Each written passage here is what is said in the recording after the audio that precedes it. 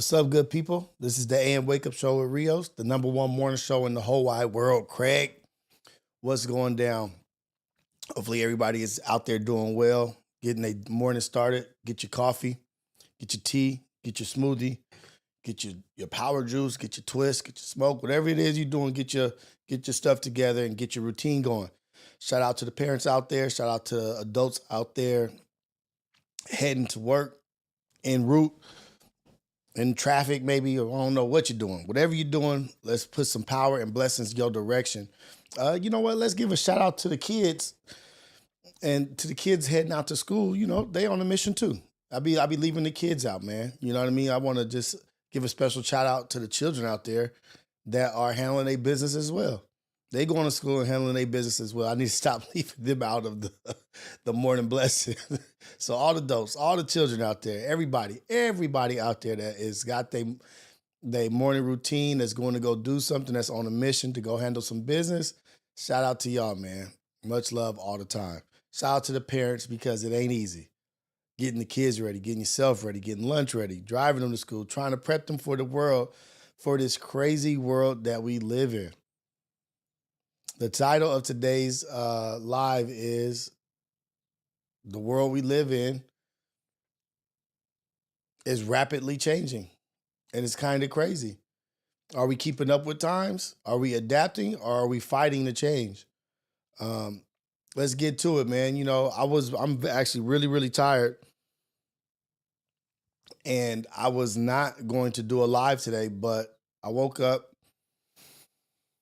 I was like, oh man, I'm running on fumes, you know, like just trying to get this kick stuff going, getting these partnerships. You know, I'm human, you know, and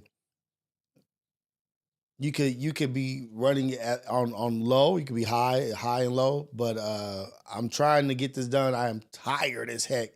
Run on fumes, but Uncle Rios, Tio Rios is here. And I wasn't gonna go live today. I'm telling you, I was not, but I opened up my phone and I had a message from YouTube. Somebody, the brilliant botanist, said he wants to call in and he has something to talk about. He has, I'll read the message. The message is public, so I'll just read it right here. Brilliant botanist left a message on one of the YouTube videos from yesterday. I need to call in and talk, Rios. This lady left and abandoned me and her children in the middle of the night. I got 2 boys, 1 and 2 years of age. I just need to vent and get some advice. So I woke up to that message, but I also woke up to feeling not motivated or inspired to get on the AM Wake Up Show and talk to the Ghetto Cafe. But that message right there lets me know that there's one person that needs a message. There's one person that needs to be talked to. There's one person that is struggling. Even if it's just one person, I need to get myself up. I need to get myself together and make myself available to whoever I need to be available to. And I'm praying for this young man. You know, I want the best for him. Life is hard. Life is hard, and you sometimes you get dealt a hand that is crappy, but you got to make the most of it, you know? And so I got out of my own way, being my own obstacle, not wanting to get on here this morning and chop it up with y'all because I was tired. Oh, you tired. Man, it's somebody out here going through a real situation that needs help. And if he just needs me just to listen, and if it's just a conversation that he needs, then I'm going to be that. So I don't know if he's still in the chat. If you are, we usually take this over to Kick, but I'm going to do that here for you. We're going to have a conversation with the people and let you vent, let you talk about your situation. And we're going to let you know that we're here for you. Let me see. I did updated my phone, so Bluetooth is on. Settings.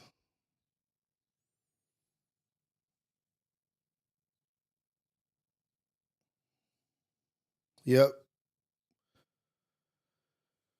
Okay. We are active. And if Brilliant Botanist, if you're available, go ahead and call in, man. The number's on the screen. Let's get this. Usually I'll head over to Kick, but I'm gonna stop being selfish. You know what I mean? Not everybody is on Kick. Brilliant Botanist might not be on Kick. So this is your opportunity, brother. You got me up, you got me here. The Ghetto Cafe is here to help.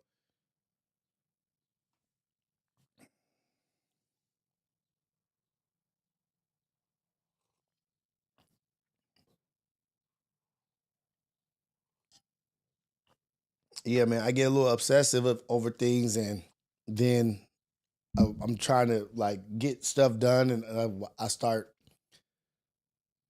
not prioritizing myself, not prioritizing my sleep, not prioritizing my health because I get so one track focused on, okay, I need to get this path to partnership, I need to get this kick stuff going, then I just stop. Yes, I am a bit fatigued, you know what I mean? But it's okay. It's okay. Easy money. You need to go ahead and lay down real quick. Hey, sometimes you gotta shut yourself down, man. What up, chat? What up, Ghetto Cafe? I do want to say thank you, God, for waking us up another day. It's a blessing to be here. It's a blessing to be alive. It's a blessing to be able to wake up and be a blessing for somebody else, to make an impact in somebody else's life in a positive and productive way. There's a bigger picture out here, you guys. There's a bigger program out here, and we are part of the program. Let's go. Ace Boy, Dogface, Sunshine Baby, Hey Bloss. I see y'all in here. Come on, man. Brilliant Botanist. I don't want to put no pressure on you. Don't, if it is overwhelming, it is okay to not call in, brother. Like, just let us know if it's overwhelming. Hey, shout out to Nick. Shout out to Joe Spoons. Appreciate you both. Nick, thank you for the new intro, the cleaned up version. Right, Sizzle Show Fatigue Friday. But we are part of the program. And we programming every day. And it's important that we do program every day. Okay. I don't know, man. He's not calling in.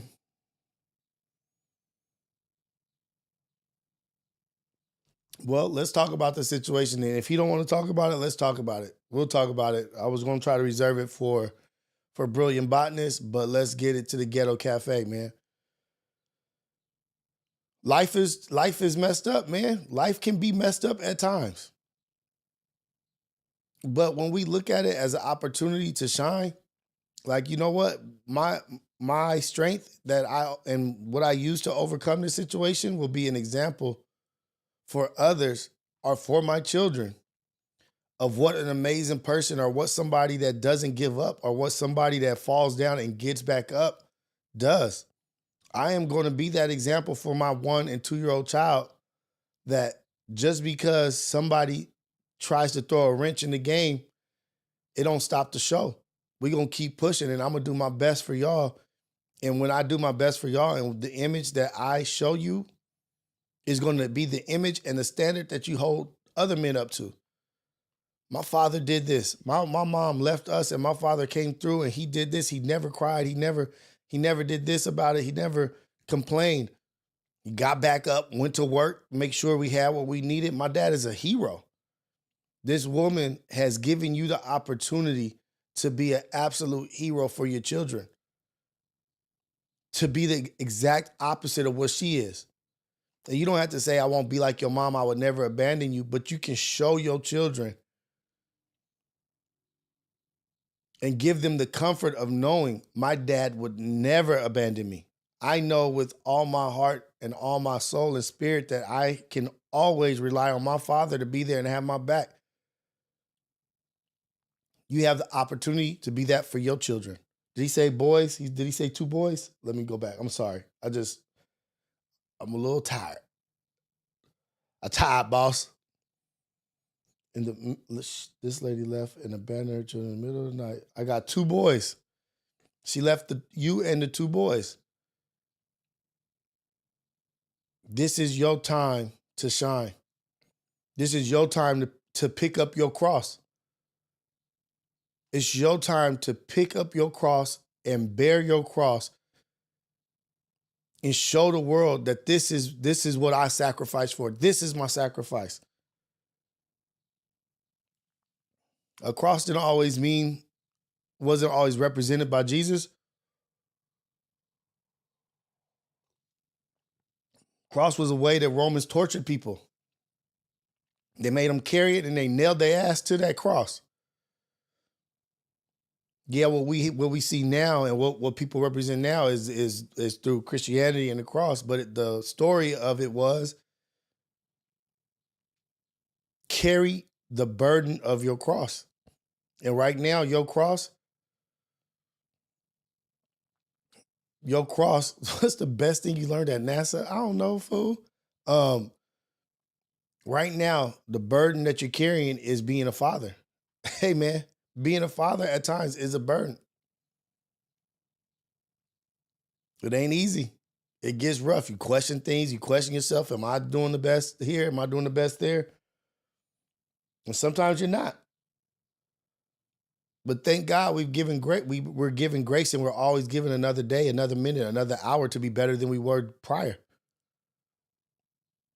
Shout out Monte Stevenson, Sunshine Baby. I appreciate y'all.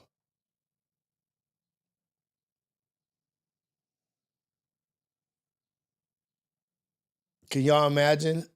Or maybe you have been in a situation where you had to take care of a 1-year-old and a 2-year-old boy, your children, on your own as a father. Woo! That's a task. That's a task.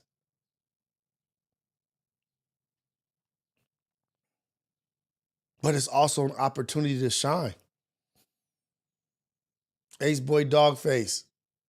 I am worried that I won't be the father my daughter deserves. You're absolutely the father your daughter deserves.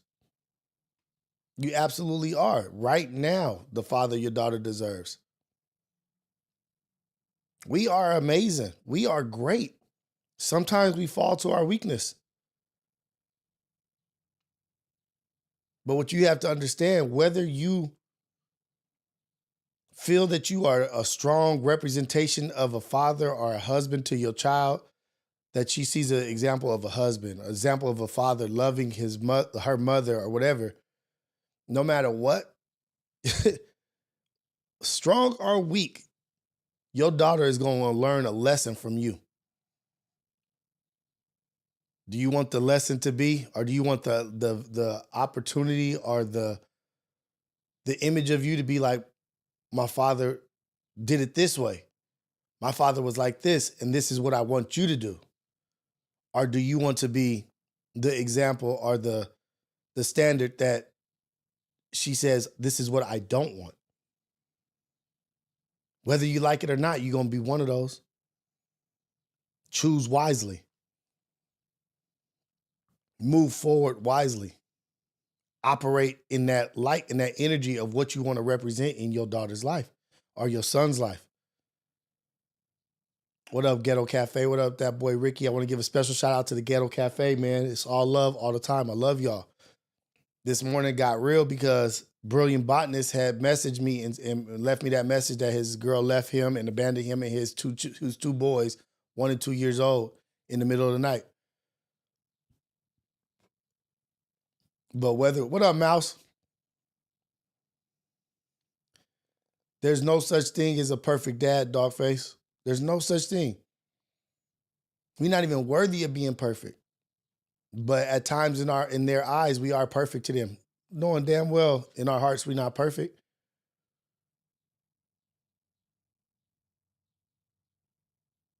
But what she can rely on is that my dad gave his all. He never quit. My dad didn't quit me. He gave his all at all times for me. He gave the effort. We always play about, oh, you get an E for effort. Nah, that shit means a lot. Effort means a lot.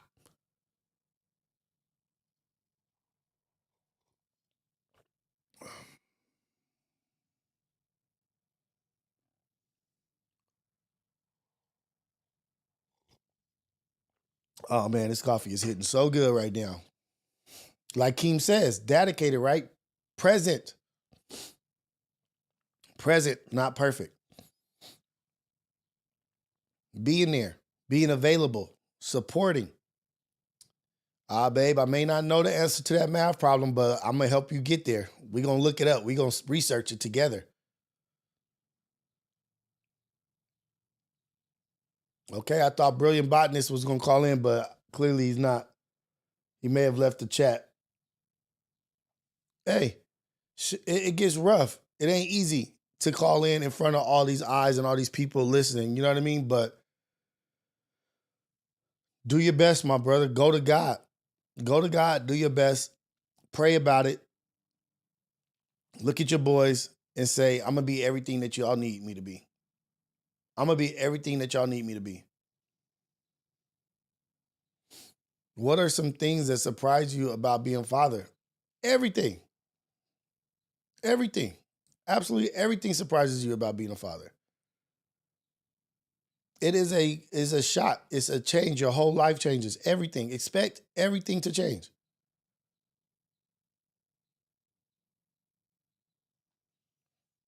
But be that for your child. Be that. Be great. Attempt at greatness. The attempt at greatness. Everything changes. Your sleeping changes. Your priorities change.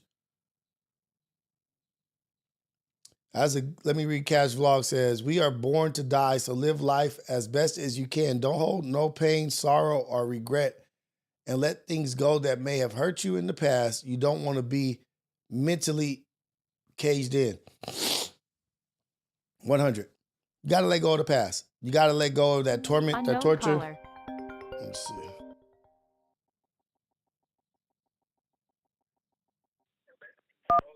This is the AM Wake Up Show with Rios. Oh, shit. Hung up. Somebody called in. I don't know if that was Brilliant Botanist, but somebody called.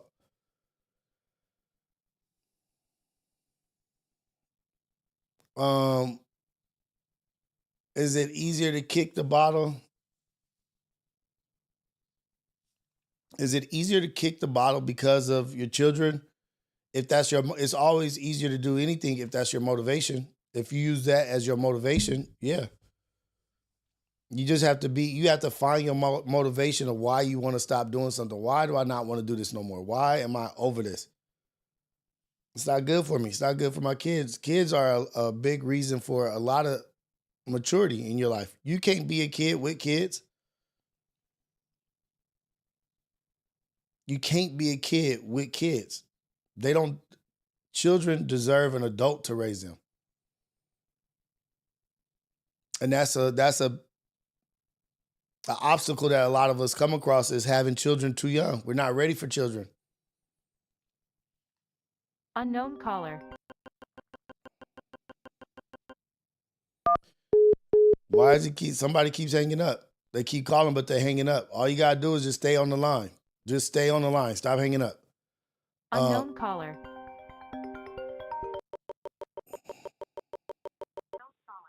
Hey, this is the AM Wake Up Show with Rios, the #1 morning show in the whole wide world. Craig, caller, where you calling from? And what's your name? Yo, top of the morning, Rios. This is J3, man. I'm calling from Katy, Texas. Hey. I'm a father of two, man. What's up, man? No, go ahead. So is this Brilliant Botanist?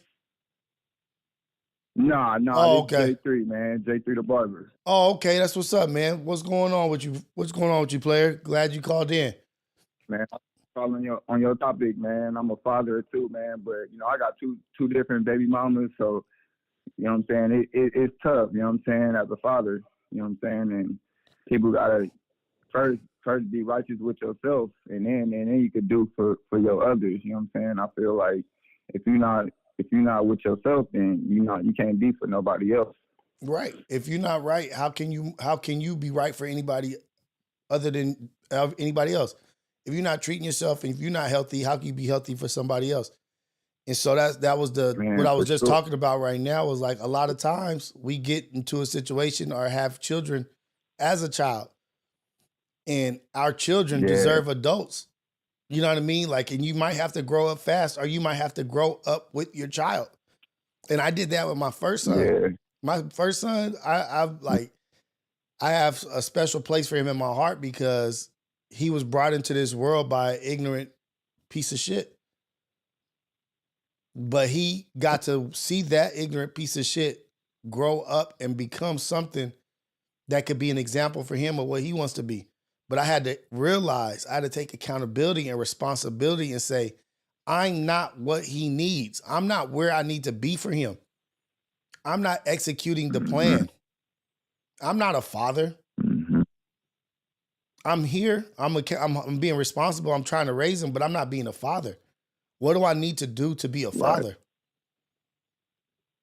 Right. And I needed to be better. Now that's your guidance in your life for the fathers or the men in your life that have the good guidance. You know what I'm saying? For them to instill in you, so you can instill in yours, and that passes down to the generations and that's where it's like it kind of goes to gatekeeping. You know what I'm saying? We can't be gatekeeping. Like the older generation got to hand down to the younger generation with, you know what I'm saying, with like what they've been through, but the younger generation still got to have an open ear to listen to what the older folk got to say. You know what I'm saying? Right. But at the same time, the older got to have an open ear to hear what the younger generation got to say as well. You know what I'm saying? Well, they got to be the thing that we run into is that no one's practicing active listening. You know what I mean? Yeah, like no one's exactly. actively listening. No one's actually, everybody has their point to get off prior to even arriving to the situation. I'm going to go talk to these young kids and this is exactly what I'm going to say. Instead of saying, hello, what's up? What's going on with y'all? What are you going through? Maybe I can relate something I've been through to what you're going through. Or maybe you just need me to listen. Maybe you just need an example of somebody that's here that's going to sit here with you and shut the hell up and just listen to you and not going to compare your pain to their pain and be dismissive and minimize like, y'all got everything now, man. We didn't have nothing. I used to have to walk in the snow 10 miles in comparison to what you're going through. Yeah, but your 10 miles, did you have to walk by 10 drug dealers? Did you have to walk by this? Don't compare yours to mine. Yeah, and that's where I think a lot of people go wrong, because a lot of people, back in the day, you know what I'm saying, because my relatives do it, you know what I'm saying, well, in my day, when I was your age, I had this and that and this and that, you know what I'm saying, but this is not your time and day, you know what I'm saying, so it's a whole new day and age. Right. This is not about you right now. This is about me. You came here to talk to me. Like, this ain't about your story. Exactly. This ain't about your time to shine. You came here to talk to me about me. And what we do is we go with these loaded weapons that we think is going to work. Like that's like going into, like if we're playing sport, you about to get the ball playing football. You about a running back, or you a point guard about to go up the court. And you already have a move, about to make a play before the play even develop. I'm going to go down here. I'm going to do a crossover and then a spin. And then I'm going to go left. Well, the opening is to the right. But you still spin it to the left. Because that's what you thought. You already presented that in your head that this is what I'm going to do. So you spin right into a tackle or you spin right into a defender. Because you had this preconceived notion of this is what you were going to do before you got there. Be present. Yeah. Be aware of the situation. Yeah, for sure. Hey, man. Hey, Rios, keep up what you're doing, brother. I appreciate you, man. I just want to say all love to you and your peoples, man. And keep up the good work, man. Nah, man. All love to you and blessings to you and your family. And thank you for being a good father and being there for your two. You know what I mean? Because whether we like it or not, we're going to be some kind of example in their life. You choose which one you want to be. For sure. Hey, for sure. Because you're going to be an example. Brother. All right, brother, man. Good morning to you, man. Have a good one. Go out there and be great. All right, man. It wasn't the brilliant botanist, but we getting on it. We over here talking about fatherhood, and Mother's Day is on Sunday. Mother's Day is on Sunday. Damn, that's why that's even colder. That's why that's even like a crazier story is that, damn, this young lady bounced. And Mother's Day is Sunday. And let's talk to the other side of the coin, man. Things will get rough. Do not quit on your children. Things will get rough. Things will get out of hand, but don't quit on your children. They will remember this shit. It will be a core memory for them. You 2 days away from Happy Mother's Day. What is it out there that you can seek that is more rewarding than your own children? And we can't just hammer down on this young lady because we don't know what she was going through. We don't know what pressure she was under. We don't know what their relationship was. We don't know who Brilliant Botanist is. We don't know who he is to her. She could be trying to escape. We don't know. And that's why I don't want to judge and do anything like that, because that is for someone to abandon, that is a drastic action.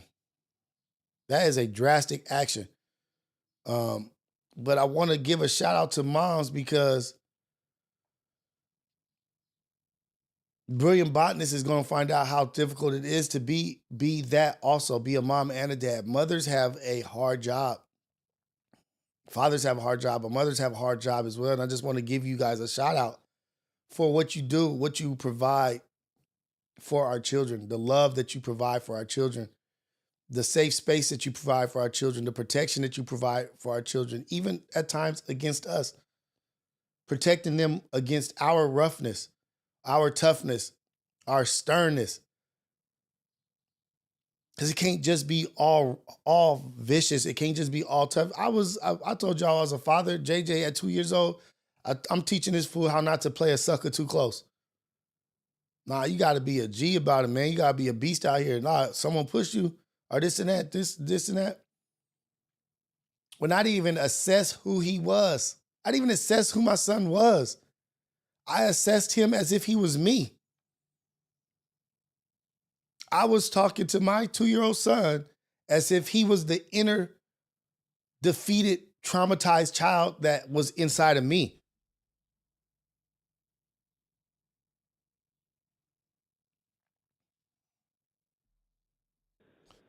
This is the AM Wake Up Show at Rios, the number one morning show in the whole wide world, Craig. Caller, where you calling from and what's your name?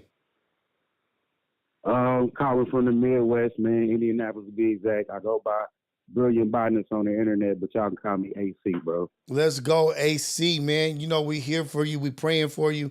We got you and your boys in our prayers and wanting the best and praying for the best for y'all. This may be a low moment right now. But AC, let me tell you, this may be the greatest opportunity you ever had to show the world how amazing of a person and amazing of a man you are.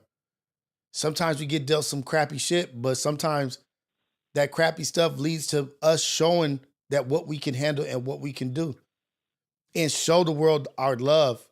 Be an example of love. Be an example of effort. But I just want to say that and tell you that it's all love. And I'm praying for you before we get into it, because life ain't easy. Yeah. But let's get to it. AC, what's going on, man? Give us the scenario. What happened? All right, so boom, I'm going to give a small caveat. What took me so long to call in, the other parent reached out, so I was doing the backdoor apology. You know what I'm saying? Yeah. All right, here we go. Like, I'm not upset. I'm not mad. I'm being super man about it. Like you said, my 2 sons, I got one of them was up, the other was asleep because he was up in the middle of the night. One's 2, one's 1, ghetto twins. But I also have a 10-year-old daughter. Okay. And I also have a 15-year-old daughter, which is her child, but I came and saved her from a situation in 3 months, and I've been in that child's life ever since. Okay. So we got a 15-year relationship, right? Mm-hmm.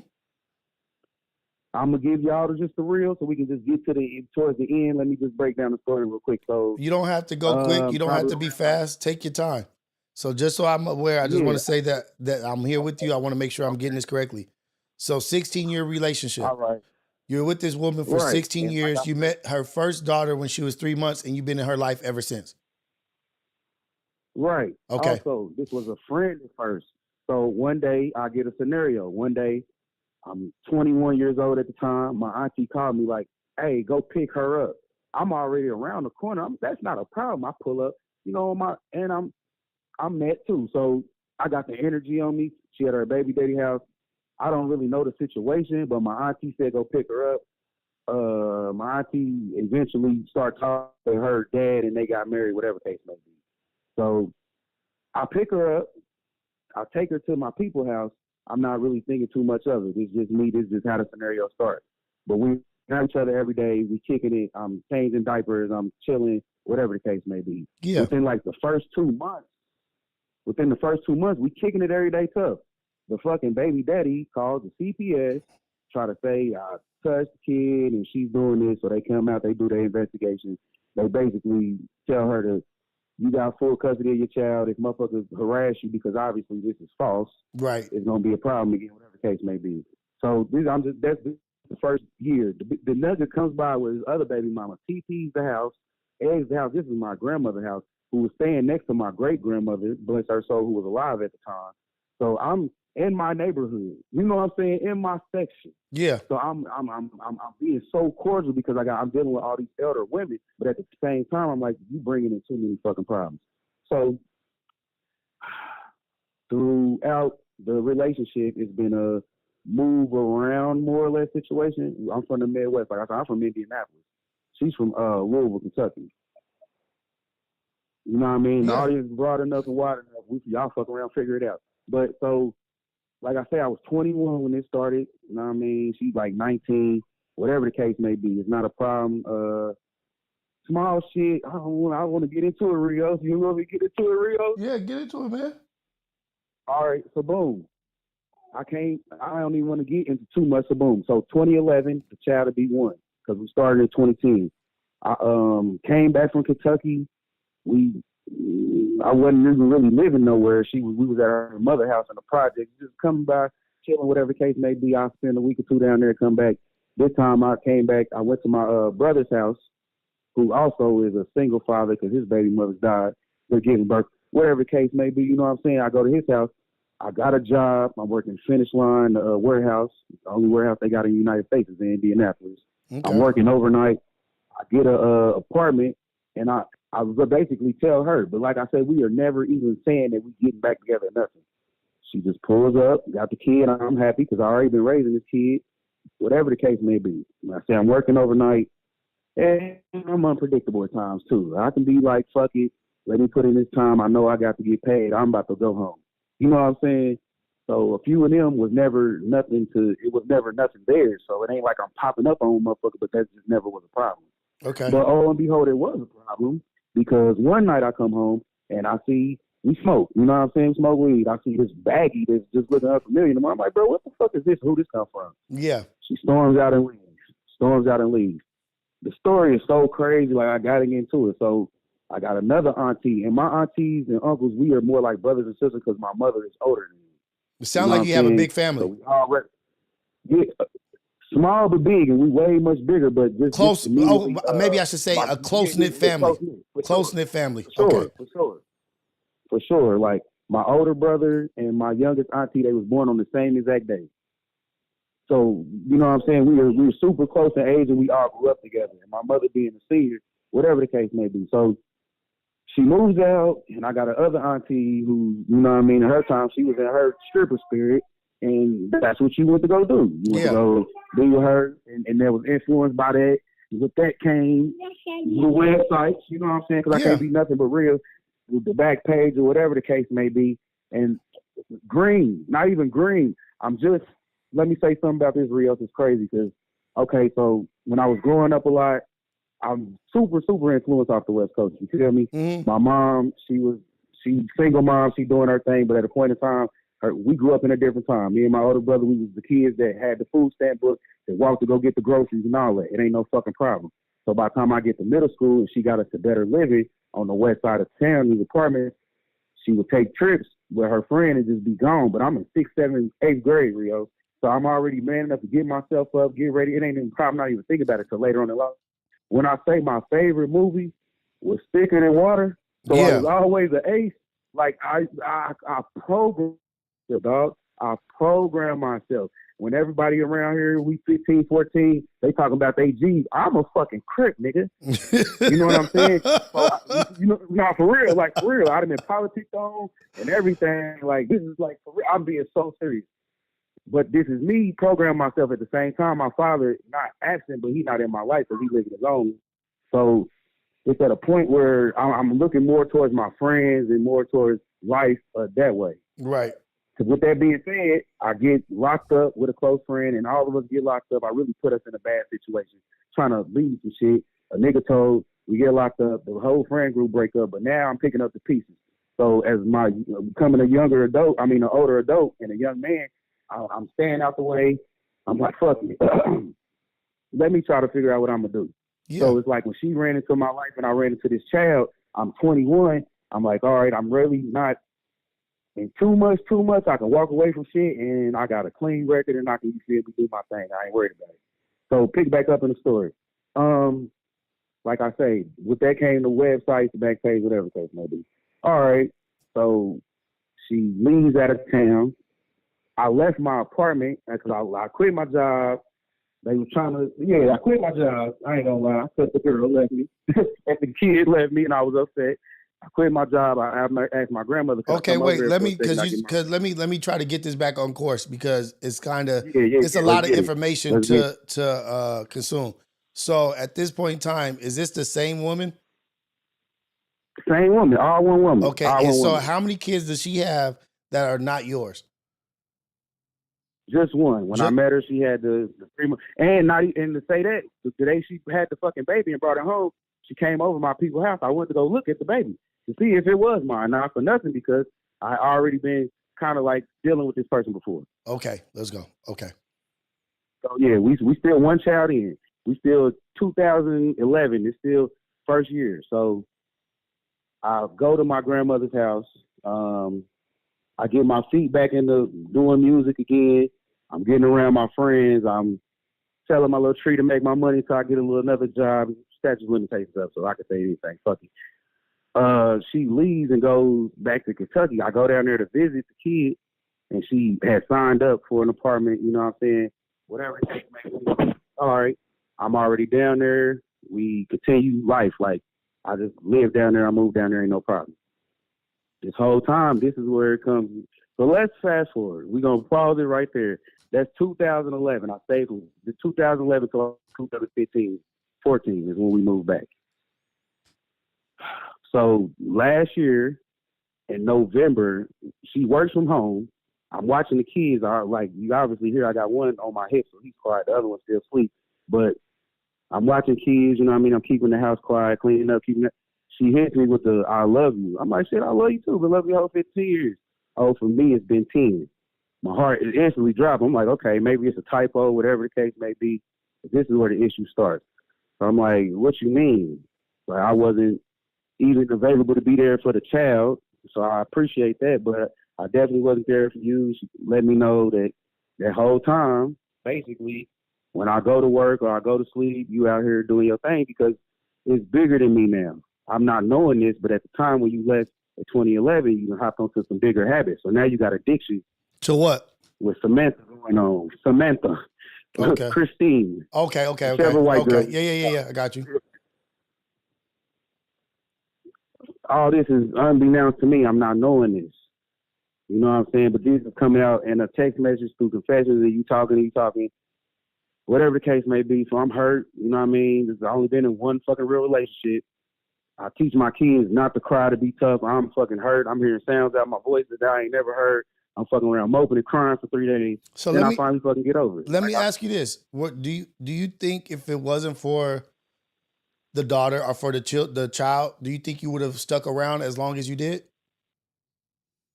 The point in that is I'll try to make to her. That's not the case. Okay. Because even with us living in Kentucky for the first year, the daughter is also someone else's. You have one child. We send the kid out of town. So what I'm trying to get to is there's a lot of signs. There's a lot of in a relationship. Yeah, there's a lot of signs of negligence, a lot of signs of discontent and and lack of respect. What kept you wanting to stay in this? Like what was it? Was it love? You loved her so much that like you were in love with her. You accepted another man's child, and you also accepted misbehavior. I'm just trying to get to the point of what was the reason behind. Right. So a lot of me knowing so much detail is in 2025. I'm not knowing this at the time. When I say I'm green to the fact of what's going on, Rios, I'm literally fucking green to the fact of what's going on. Okay. Because a motherfucker is maneuvering right and moving right. I gotta work. I'll go to work, or then I guess whatever the case may be. I don't, you know what I mean? Yes, I did love a motherfucker. Yes, I didn't. You know, it was a game being played on me. Like we all we got in this world. Can't nobody change it. You know what I'm saying? Whatever. So I'm not gonna put it past nobody or put nothing on nobody. Yeah, but I didn't know the detail that I know until I know now, and that, like I say, is the effort for her to abandon. This is what this basically what it is. What you're saying is, and don't take offense to this, you were inexperienced and ignorant to the fact and to the situation. You weren't up on game yet. Yeah, for sure. I wasn't. I got so much other game, and I'm a good talker, and I can see so much other shit that I'm going to what's actually happening. Right. I got you. Okay, let's go. Because I can hold a good conversation. I can talk. I can keep talking to get to the situation. You feel me? Yeah, I know you can talk, nigga. I know you can talk. Right. And I know I'm talking fast. My bad, y'all. It's all good, man. Look. Check this out. Check this out. This is the Ghetto Cafe, man. And every morning ain't gonna be the same. Every day ain't gonna be the same for us on YouTube. Every day ain't gonna be the same for us on Kick. We out here figuring out. We out here being who we are. This is not what I intended for this morning to be, but this is what God is doing. So this is where we at. Go ahead, man. We here. Just be patient and listen. You gotta know, like, I'm definitely, I ain't no honorary ace boy, because I already, I've been around that long, but Trey, that's my loco. You know what I'm saying? I've been talking to Trey for a few years in the DM. Shout out to Hov.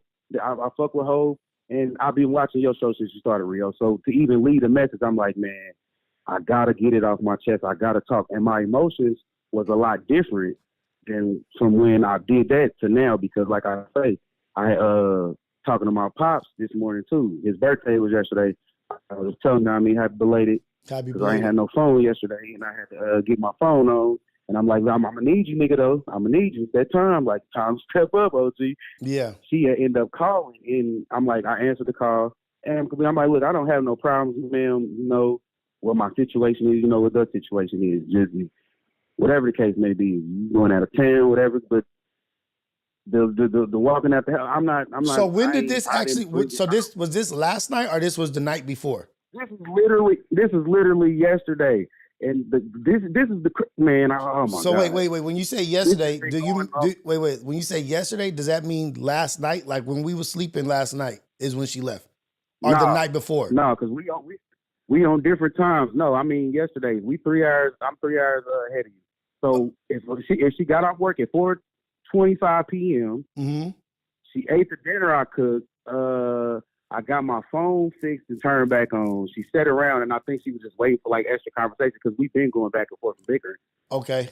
My daughter's in her face spending time. Then she just out of nowhere goes upstairs in her computer room and she's looking for something on the table. I'm like, are you looking for something specific? You know what I'm saying? Because you was kind of in my stuff, but whatever the case may be. I'm like, did you find what you're looking for? She gets herself together and she walks out. And I'm not thinking nothing of it because we already kind of like over it. You know what I'm mm-hmm. saying? I thought we was being amicable for the kids until we could just split up after this week, whatever the case may be. So that motherfucker walked out and just left. And I'm here to pick up the pieces. She finally started texting me like out of nowhere last night. And with the argument, I'm like, well, I'm not about to do that. I'm not about to do that. I'm not going to do that. Whatever the case may be. Mm-hmm. I didn't text through the arguing, so when she called today, I was able to state it simply. Like, I need help. Right. Outside of, I can't, it's not just what we doing? Because I'm not trying to keep children away from you. You already said you would sign over your rights, all this type of shit. That's cool. That's fine. But how are we going to do this and go about this? Because we don't need a middleman. I fucking been around you for 15 years, regardless of what I went through. This is, and you're not to shit on them, but this is a woman with no remorse, no apologies, no nothing. And I've been nothing but a bitch ass nigga for sure. You know what I'm saying? I can say that with respect of myself. Because I've been apologizing to kind of. What have you been apologizing for? Just for anything in life, just when it comes to it. If I make a mistake, I stand firm on it. You know what I'm saying? what's the integrity? Okay, so I'm integral. I'm what's the fucking word I'm looking for? Accountable and responsible for your actions. You're So accountable. Rios, I'm accountable, brother. And I'm sorry to cuss on the channel, but It's I'm all accountable, extremely accountable. And like I say, you got to realize this is a fun. She just soaked up so much game to where we get into it. She's using my slang to talk crazy. And I'm taking this slang from the same community world. So I'm like, you not even know what you're saying right now. Like, you not, what are you, I'm like, talk how you talk, lady. And you feel me? So it's a bunch of that, Rio. Oh. It's crazy. And as a young black man, I'm 36 now. You feel me? I got my head on my shoulders. It ain't about nothing. Okay, so let's get real. Let's get real and let's deal with the hard truths. Come on, let's talk about it. Let's get real and deal with the hard truths. Where do you think she is right now, and why do you think she left? Where do you think she is, and why do you think she left? So she just texted while we on the phone too, talking about she went to a hotel. I'm like, I need you to come back so I can fucking leave and make money. But when you leave, okay, so when you come back, she's like, the hotel's up tomorrow. Why did she leave? Like I say, it's been a going on thing. Now, wait, before we go to that, let's stay on the hotel thing. Do you think she was at the hotel by herself? Guess what? Who gives a fuck? No, it does matter though. No, listen. It does matter. It could in the grand scheme of things, but I'm so far removed from this shit, and that's a problem. Like, she kind of knew. No, so look, the reason why I asked this, it's not necessarily for you. This is to understand the situation and to move forward. So you may be over it. You may be over it and not care or this and that, and that's cool. That's tight. That's what you want to do. That's not what I'm saying, Rio. That's not what I'm saying. What I'm saying is, no, okay, if I ask her, she's going to say whatever she say, right? You can say yes, you can say no. My thing is, don't put too much energy into it in the blame, because it's a disrespectful person to know how to push your buttons. It's not going to get physical, but I don't even want to be swayed away because I'm literally in these fucking kids' faces all day. So I don't, whatever. If you chose to do whatever you chose to do, what you do don't make me a bad person. I'm so living on that. You gotta understand, of course. But what I'm saying is, what I was alluding to was, I believe that she has moved on in her mind and maybe in her heart that she has moved on. And the fact that like in the grand scale of things is, for like, let's put ourselves in a woman's shoes, a mother's shoes, a mother of four. You guys have been going at it for a while. You guys have been having your ups and downs, differences of opinions. Had a miscarriage. Just had a miscarriage like 2 weeks ago. Just had a miscarriage 2 weeks ago. And having some drug addiction, some stuff going on. There, she is prioritizing, to me, I'm pretty sure to you, outside of the household has become a priority over inside the household, which should tell you a lot about a person, and which should tell you a lot about what you need to protect your family from. So at this point, it's not about our relationship. It's about me making sure that you're not going to be able to damage our babies in a bad way. You choose that. That's what you want. Then you go out there and be that out there. You don't bring that out there in here. You don't get to go to a hotel and say, you know what, I just was overwhelmed and I'm good. And then come back 2 days later and it be good. Like, yeah, you've been a forgiving man, but I think you've been being a forgiving man because you also feel guilty about some of the things that you've done. And so, let's get into it. What we tend to do is we extend grace to people in comparison to how fucked up we was. Like, oh, I did this, I did it. You know what? She was there here. But to me, this is just my opinion. You got a lot more to say. Is that for her to do what she did, there has to be a lot of groundwork to get to that. You know what I mean? There's a lot of stuff that's led to her saying, F it, I'm going to go to a hotel room. And when I think of hotel rooms, I think this is just me and my gutter mind.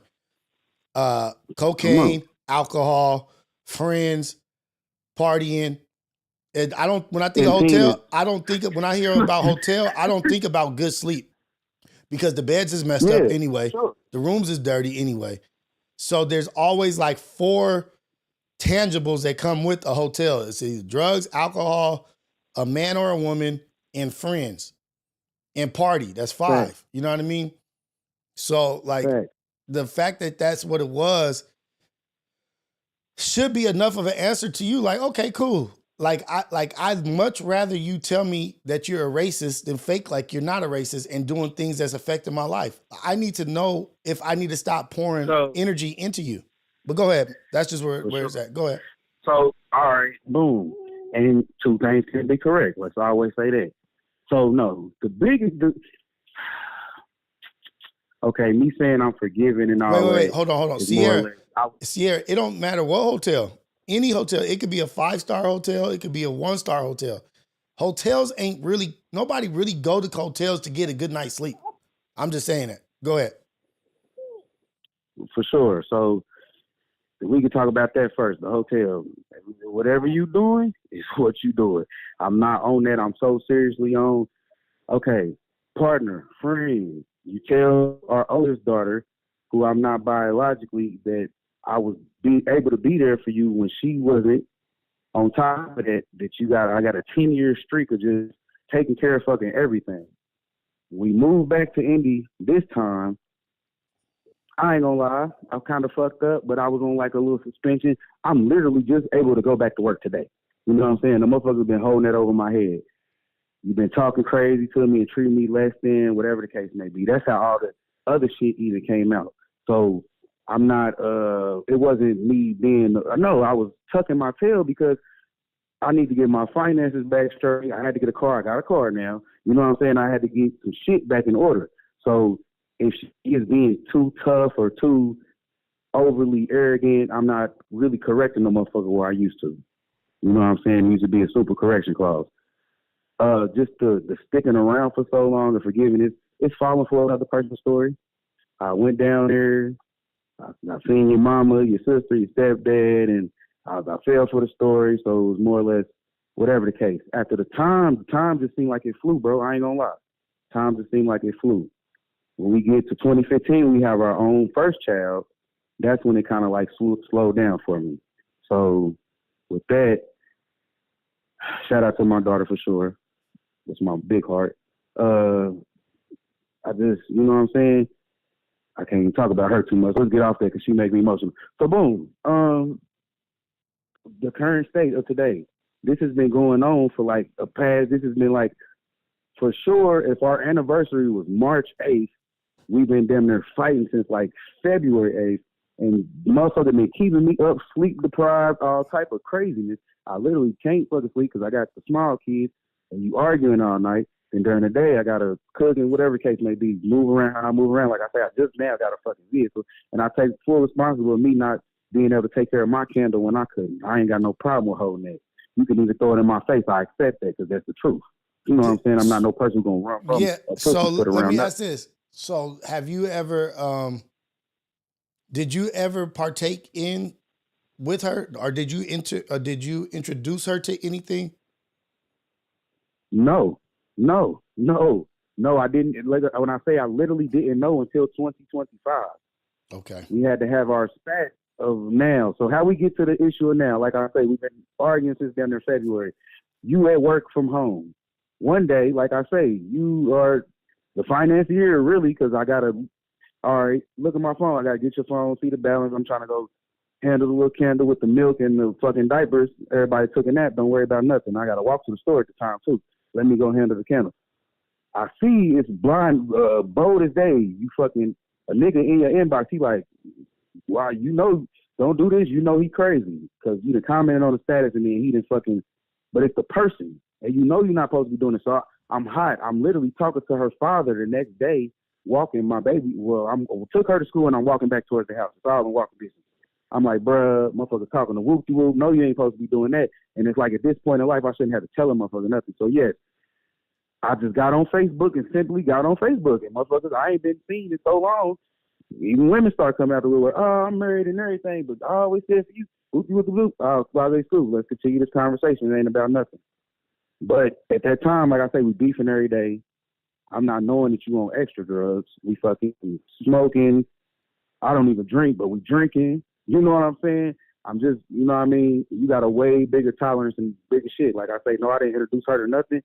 She introduced me to so much. We're going down to Louisville. They were on the Downers. They were on the Vicodins and the Tabs and all that shit when I met them. So it was already a bunch of pills going on. Mm-hmm. Y'all introduced me to that. You know what I'm saying? The Zan bars and all that shit. I forgot like 4 days and I never did that shit again. Whatever the case may be. But with her, she does have a super addictive soul, whatever the case may be. No, I'm not knowing about the cocaine dreams and all that. And that's, you know what I'm saying? I give a moment of clarity. Being so transparent that I'm like, bruh, you telling me your story. I'm not mad about not knowing that. I'm so mad because you said you was passing out in the bathroom. You're not even knowing you passing out. I'm thinking of my friend and my baby mama. So I'm like, bruh, I'm hurt that I couldn't even be there for you. Because you're giving my confessions through text messages when I'm receiving all the information. And I'm already hurt for myself. I'm trying to figure out. This before I completely just gave up on the motherfucker. Because if I love you, I got you. It's like a gang. Like, I can't shake this shit. I'm not going to shake this shit. We're going to die like this. I'm not going to, you know what I mean? We could politic forever. But, all right. So, whatever, we arguing to no avail. She's wanting me to confess, and this came out the other day. You wanted me to confess to a certain thing. But this one thing you using as ammo to fucking progress yourself in life, to do what the fuck you want to do anyway. You want to be out this relationship. I want to be out this relationship. We're not being forthcoming about it. That's what it fucking boils down to. So now we ain't got no choice but to fucking stand on it. Okay, so what are you? So I'm trying to see where we are at today. Today, is there room for y'all to? Are you going to accept her back in? What is the path forward? What's the motion? What's the move forward? Because I don't know if you're asking, like, are you asking for help? Are you asking for advice? Or is it just you are getting your story out because sometimes we have to talk to actually hear or to see our situation, which is why I'm just letting you talk, because sometimes we need to hear ourselves say some shit. Sometimes we need to hear ourselves say something out loud so that we could get the answer. And we really don't need the answer from the person. We just need to hear ourselves saying some shit like, oh, you know what? That don't even make no damn sense. I'm tripping or whatever. So in your mind, in your head right now, are you done? I like the way you asked questions, Rios. That was good. Now, with all that being said, no, you're not. Because it's a false narrative being painted towards me like that I already was. Hold on. No, I already knew you was going to say no. But let me tell you. Because, listen, no, but it's a caveat. No, I cannot even wrap my mind around ever trusting you again. So, no, we can never fucking be in a relationship. No. But you fucking walked out, and I know you're a runaway person. So, yes, the no is to be with you, not be with you, but I can be cordial enough for you to be able to come back around and allow this fucking split up to be amicable. Because what the fuck are we going to do about these children at the end of the day? No, I'm not in the place to fucking, because when I think about 21-year-old me that didn't deserve that, 24-year-old that was just green and just working and living out of town and hunky-dory, happy, go, glory, I'm stopping you from getting jumped and your mama set you up in other projects and all that. I can't let him down. So no. Okay. I don't want to fucking be with you. No. So you don't want, but for sure. So you don't want to be with her, and there's no way that she could come back into your life. You want to keep it amicable, and it sounds like she's trying to force your hand to leave her. Like she's giving you every reason to not want to be with her. Like she's like, you know how like if damn nigga bye, you know, on the phone like God damn nigga bye. Like she is giving every action to say like, I am done with this. I will sign over the children to you. Like I will sign the paperwork so you have full custody. It sounds like right now you need to start thinking about how you're going to build your foundation, how you're going to build your household so you can support that house on your own. Figure out what you need to do and how you need to move forward, because I think that relying on something that's so unreliable or someone who's so unreliable is shooting yourself in the foot. You have to move forward as if there's nothing coming from that. And there's such a long story behind it, and you talking so much about it, and there's so many ins and outs and innuendos and these negligent here and then negative here, positive here. It's so many things. Oh, my family, her uncle, my uncles, my aunts. Then I talked to her dad, and then this guy, and this and that. It's so many chips involved in this game that you need to throw your hand down in that game and say, oh, you know what? Actually, I'm not even playing at this table no more. I'm not playing this game no more. I'm leaving the casino and I'm going to start my own shit over here because I'm tired of gambling with somebody who is using my money to gamble against me. For sure.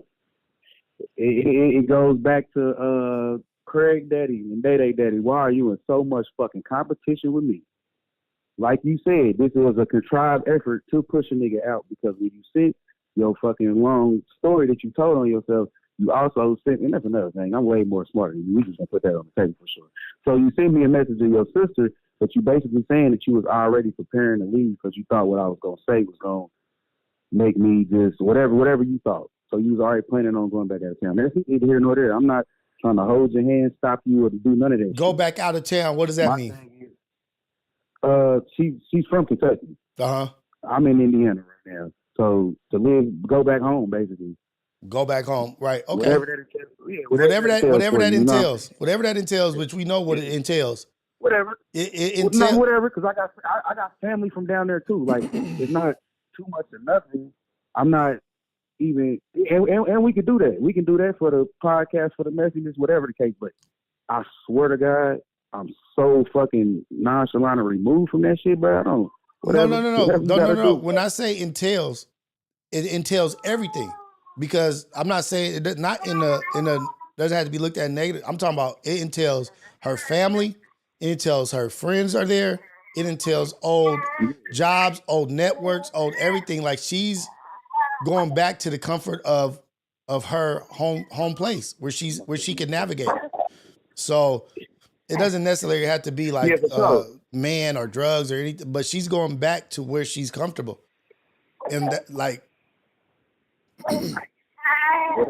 and it's like, so whatever you need to do to move on to life, that's cool. Everything you saying is already, it came out that way. So yeah, it's already been said. We done. This is just supposed to be until. But the fact that you wanted me to come out and say that I'm done and come out and admit it, when I admitted it, I think that's when you try to act like you hurt and just want to fucking leave and do weird shit. But at the point, like I say, I literally got another baby waking up. My other son went to sleep. And it's my reality is my reality. You know what I'm saying? I put 2 other kids on the bus this morning. The school sees nothing but me. Mm-hmm. You know what I'm saying? I've already reached out to try to see what resources I can receive from my people, the people around me. Like that's what's been all last night and this morning before I even take. Like I say, the point of this was to get it off, and I did have a different mind state before I called.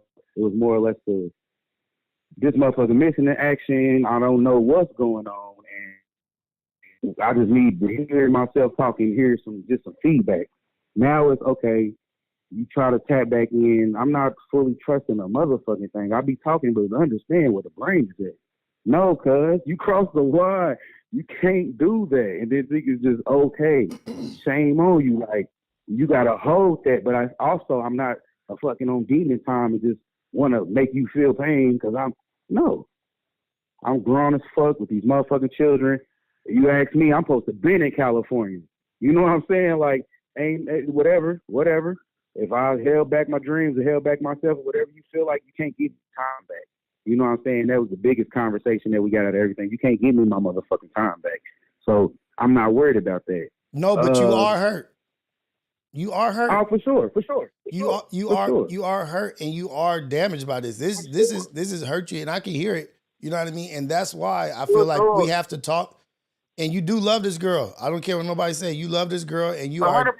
No, I direly do. Like, there's no question. Motherfuckers is just hurt. She hurt, but I'm hurt in a different way. I'm hurt off heartbreak. I'm hurt for you really fucking did this to me of all people. Like that's insane to me. And I done, been there through some tough times and through motherfuckers with seeing issues that you went through with people and standing up for you and helping you, like, to let your mom control your brain no more, just so much shit that you thank me for. And I know I've been there for, and I'm just here to be your partner and your friend, but at the same time, we got two different hurts going on. You Yeah. hurt because of disappointment, but I don't want to be in the situation no more. And I'm hurt because of your actions, and I can't believe that you would treat me like this. I thought we was treating each other on the same forefront as equal. So I looked at you away. I put you on the pedestal. I told you your biggest attribute of being with me is that you're untouchable. Self-touchable is kind of crazy. Like, it's insane. So I'm at a point to where that I don't know if I can forgive. It takes so much time, and I'm not even in the space for that. My main thing is finances and being able to contribute what the fuck I got going on. Right. And When I get so, off the phone, up and went back to sleep, I got to go to hit the stove, get some diapers. I got diapers, but I need to get more so I don't run out. You know what I mean? I got to be vigilant while my other children are at school. yeah, you got a task ahead, but you got to look to your support system also. Like, For sure. look at your support system. Look at what you can do, who you can reach out to, who you can trust. Right now is the time to build your village. To look at who's your tribe and who is going to lend a helping hand and reach out and like really involve God, brother. Like you gotta go towards God to look over your family, to put your family in a place of healing. You know what I mean? And no matter what you do, prioritize those children over everything. That's just it. That's just where you are. And like relationships are can be good or they can be whack. Sometimes relationships can blind us from us being stupid. And us being stupid Right. as in the fact of like, damn, why am I wasting my time even thinking about this when I should be putting this time in to thinking about them? She's shown me I don't need to be thinking about her. I got 4 kids that I have to think about. I don't even have the brain space or the brain wave or whatever that is to put anything into that. I need all that focused over here because it's me. You not putting nothing into it. I got to put into it. So you know what? You stay over there, do what you're doing best. I pray for the best for you, but that's not working for us. It's not working for me. And just go, but move forward. I can't give you advice on what to do in your relationship, but I know what to do as a father is to put all your energy into those children and take honor in that. Take honor in being a great dad. You know what? I'm not going to let nobody stop me from being what I need to be for these babies. And you may be trying to hurt me. You may be trying to do this, but you're not going to tear me down. You're not going to break me. I'm good. I'm good over here with this. This is my mission. My mission is for them to succeed. And that's it. Right. And move forward in that direction and make wise decisions. Make wise decisions based off their future. Is this going to help them or is this going to take away from them? Is this going to take is this going to take me away from them? Is this going to take my focus away from them? If any of that is on the table, I don't want to deal with it. I'm done.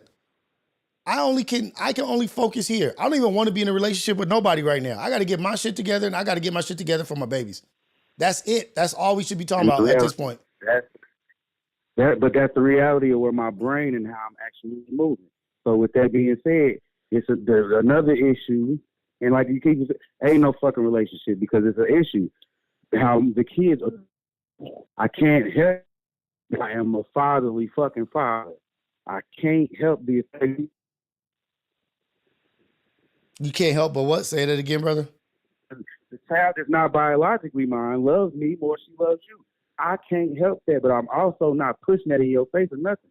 I'm also the same person when birthday came around this year. Hey, your mom did this.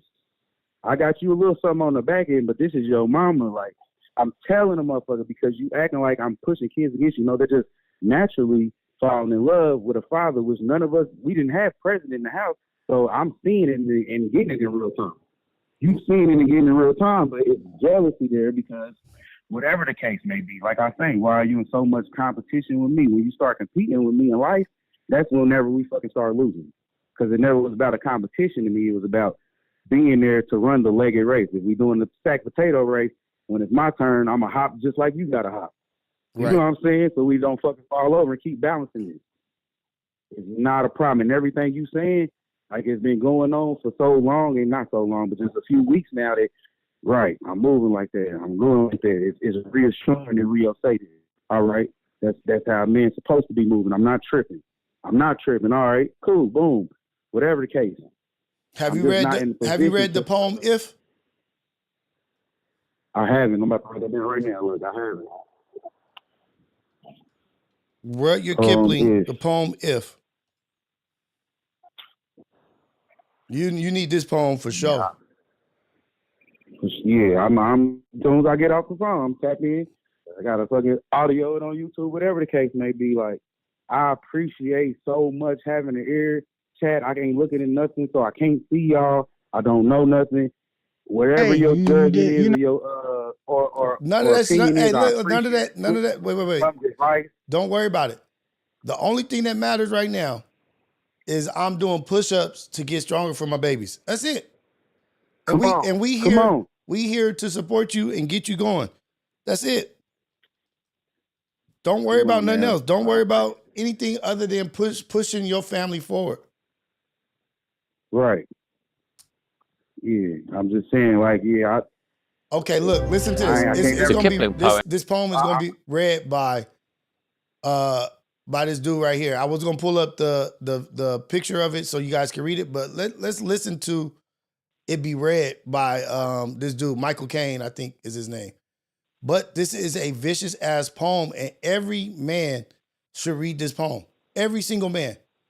Just listen to this, and we're gonna move forward, and we're gonna go to kick. But everybody listen to this poem. It's one of my favorites since I was a boy at school. My father read it to me once. And I think it to me as a little boy, it summed up what a man should be. If you can keep your head when all about you are losing theirs and blaming it on you. If you can trust yourself when all men doubt you, but make allowances for their doubting too. If you can wait and not be tired by waiting, or being lied about, don't deal in lies. Do you hear that? Did you hear that?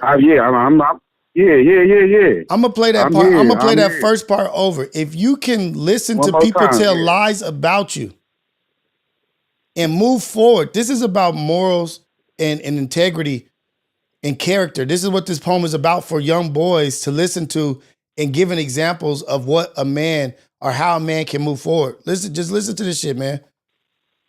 I'm gonna start that over. If you can keep your head when all about you are losing theirs and blaming it on you. They're losing their heads. If you could keep your head about you while everybody else is losing theirs, and blaming it on you. If you can keep your head and your sense and your thought process together while everybody else is losing their shit, and also while they losing their shit, they blaming it all on you. Let's go. If you can trust yourself when all men doubt you, but make allowances for their doubting too. Give people grace to doubt your ass, nigga. Let's go. If you can wait and not be tired by waiting, or being lied about, don't deal in lies. Or being hated, don't give way to hating. And yet, don't look too good nor look too wise.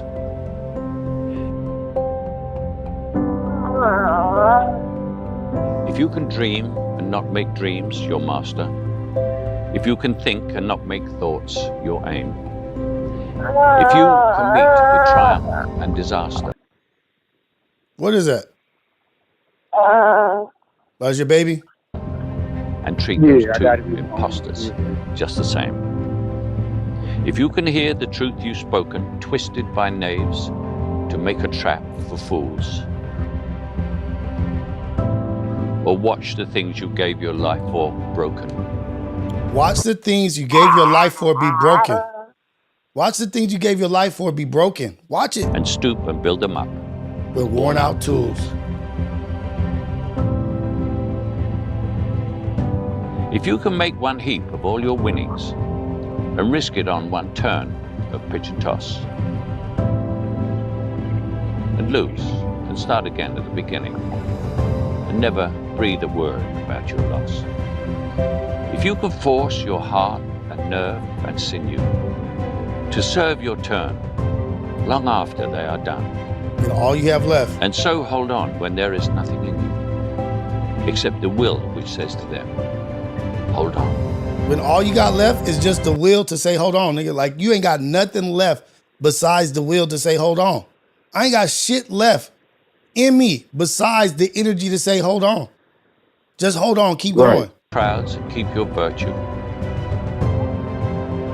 or walk with kings, nor lose the common touch. If neither foes nor loving friends can hurt you, if all men count with you, but not too much. If you can fill the unforgiving minute with 40 seconds worth of distance run, yours is the earth and everything that's in it. And which is more, you'll be a man, my son. Now go read that poem and remind yourself daily of what you got to do. If you can walk and keep your virtue walking with poor people as you walk with kings, if you can watch everything you built up be torn down and not even complain about your losses, but build everything that got torn down back up with worn down tools. What it's saying is there's going to be times where shit is going to be messed up, man. Life is going to break. There's going to be breakdowns. It's supposed to happen, but build that shit back up with worn out tools. People are going to lie about you. People are going to hate on you. But don't involve yourself in those activities because that's the activities of the masses, of the crowd. Look at yourself as a leader. I'm the one. They hating on me because I'm the one who's building. They over there on the sidewalk laughing at me as I'm building a house as they sleeping in tents.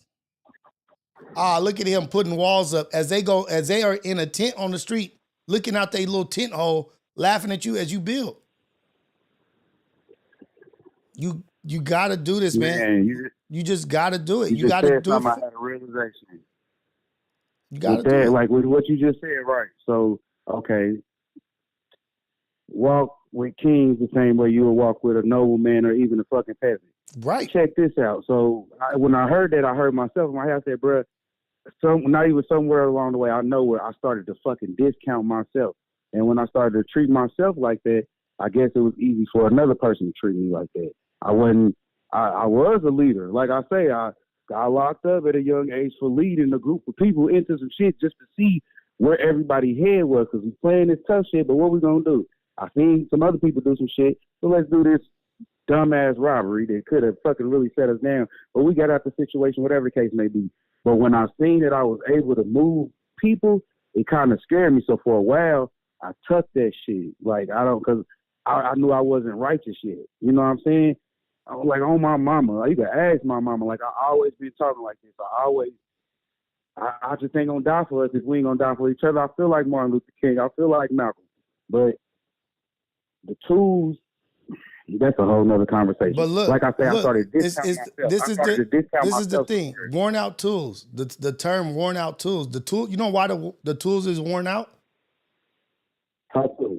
Because you already used them to build up what was torn down. You already used those same exact tools to build what you had. And it doesn't matter that those tools is worn out, because now you have the knowledge of what you have to do to build. You don't need brand new tools. I got everything I need to build that shit back up. I did it already. Yeah, I put all my shit into it and lost it, but guess what? I got what it takes. I got the last thing in me. All I need is the will to hold on. All I need to succeed is the will to hold on. That's it. If I got the will to hold on, I'm going to break through this. So just stay with the course, man. Just stay on it. And remember, put yourself first, prioritize yourself, and work on yourself, your characters, your values, your virtues. Don't let anybody take that away from you, because that's what we have as men. That's what we got. And it don't matter if our shit burned down. It don't matter if we got worn out tools, because guess what? I'm a man. I'm going to build that shit back up. And I ain't going to speak a word about that shit. I'm going to just let y'all sleep in y'all tents and watch me build my castle back up as you guys laugh because I'm laying the foundation first. He could have used that. He could have used that cement to build a igloo, or he could have built this or did that. Nah, I'm building a castle. Laugh your ass off. You could be a witness and laugh, but I'm not. I'm also going to give you room to doubt me. I'm going to give you grace to doubt me. That's fine, because I know you're imperfect. I know you're not capable. Because I know what I'm capable of. I know you ain't me. I know you can't do this, but I'm going to do it. Come on, man. So be strong, man. Yeah. Be strong. Get your shit going. Be positive. Be productive. Move forward. Know what's good for you and know what's not good for you. Know what's positive and know what's negative. That's a great tool in itself. I know what is beneficial and I know what's not beneficial for me. And that's it. For sure. If it ain't beneficial, I'm talking, man. I'm taking it in. If it ain't beneficial, it ain't for you. If it ain't beneficial for my baby that's in my arms crying and talking to me right now, it ain't for me. And that's what chapter you're at in life. If it ain't for my babies, it ain't for me. I'm not the priority no more. But I'm their priority because without me doing this, they don't get to where I need them to go. Right. So get the wasteful thinking, get wasteful energy, anything that's is all about productivity, production. If it's not adding value, it's not for you.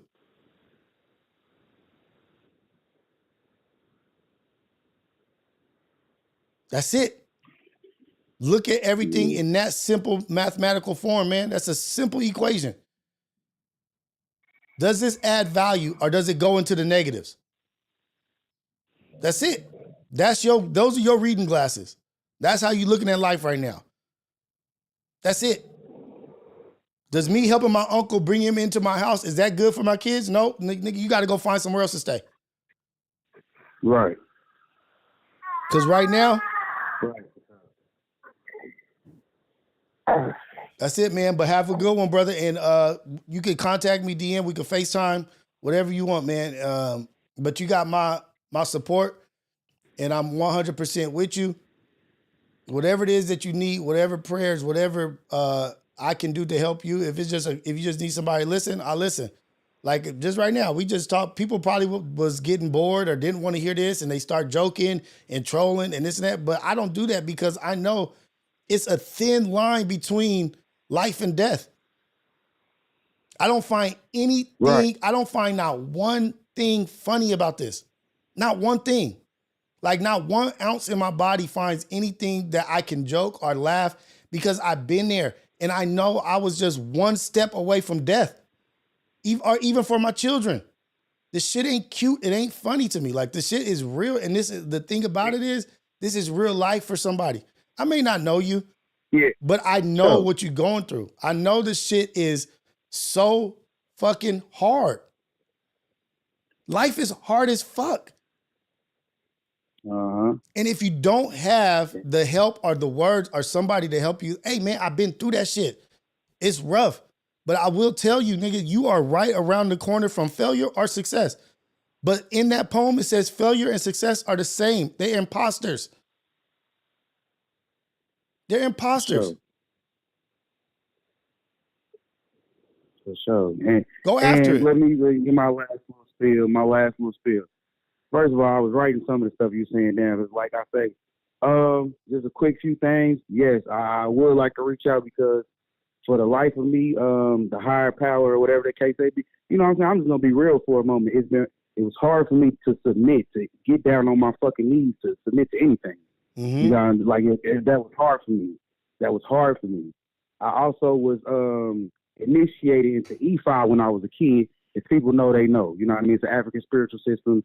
They had to do rituals over me. So growing up, that's always been like a confusing thing. So I love to talk more or less about that on another time. But even with everything, like we get off the car, but my son, he just waking up. He's so used to dad. He got the bottle, he back quiet. Ain't no problem. You know, the conversations out of hell. 2 children, a 2-year-old and a 1-year-old, and they both went back to sleep, or the other one's right here functioning. All that being said, the jokes, the content, I'm here for all that because we hear and everybody's opinion matters because I'm a person who likes to see so many different perspectives. Yeah. If I'm dumb, whatever the case may be, I like to hear that because I know how I can be strong and how I can be smart. I'm going to take it and move on.